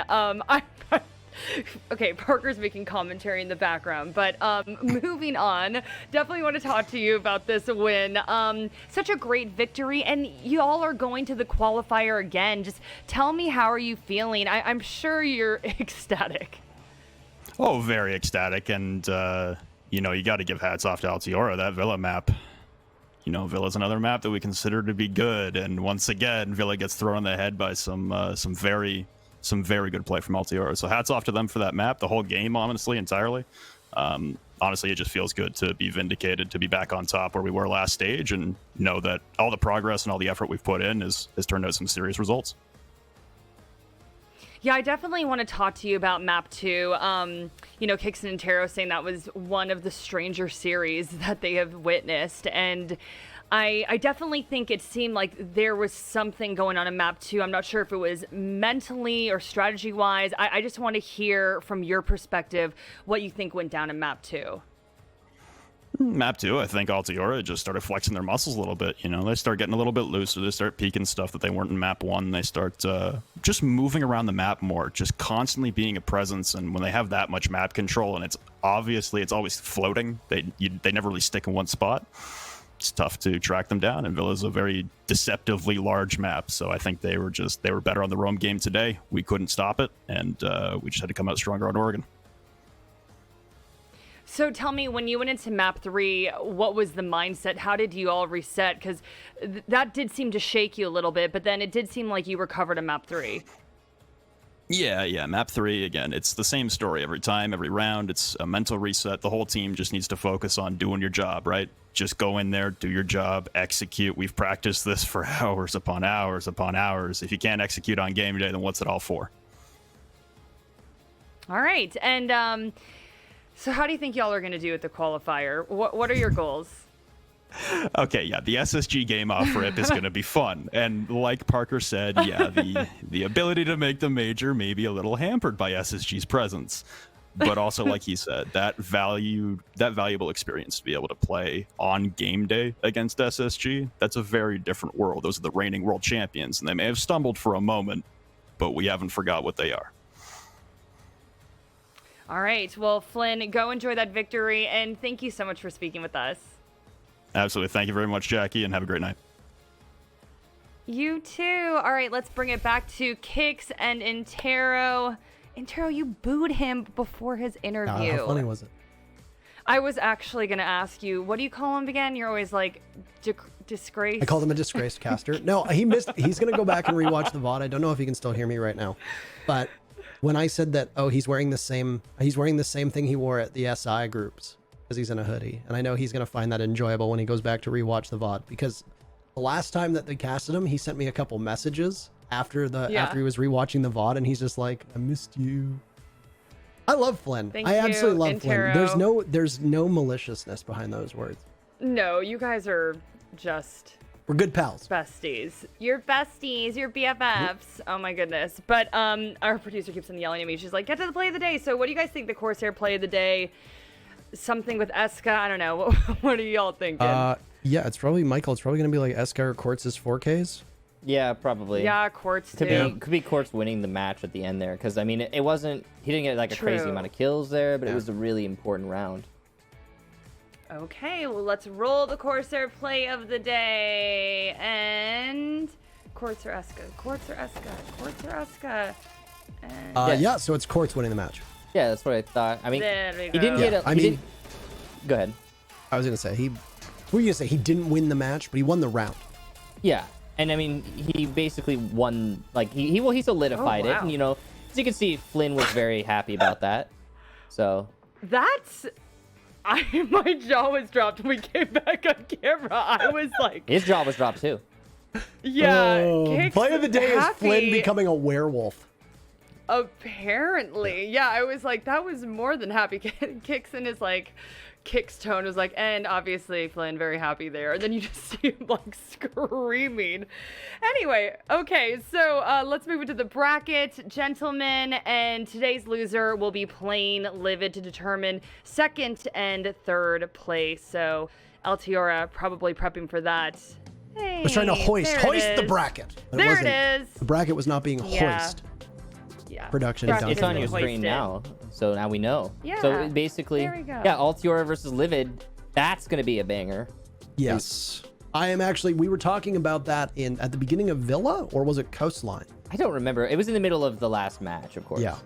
So there's your schedule. Next Woo. Friday, we're going to have Altiora Yes. versus Livid. I am extremely excited for that one. It starts at 3:15 PST, 6:15 Eastern. Eastern, of course, the superior time zone for everybody that's watching Yeah. at home.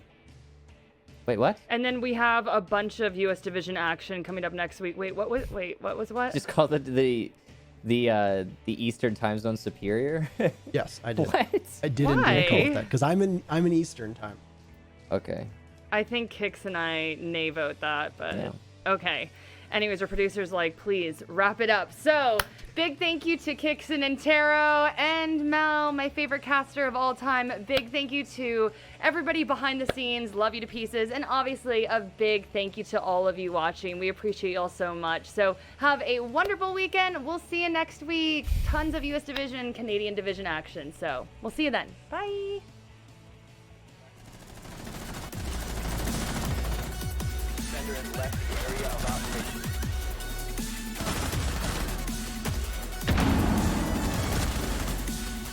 Defender is approaching.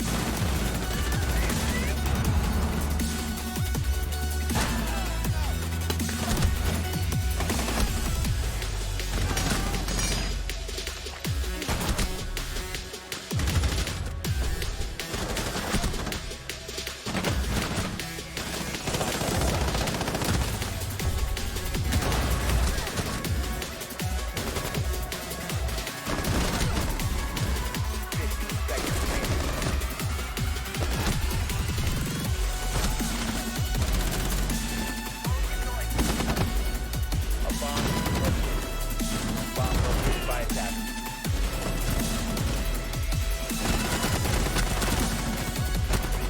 Attackers have dropped the bomb this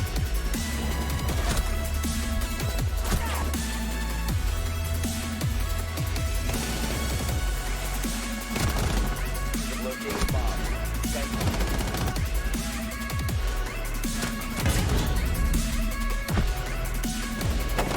Attackers are activated. Defenders disabled the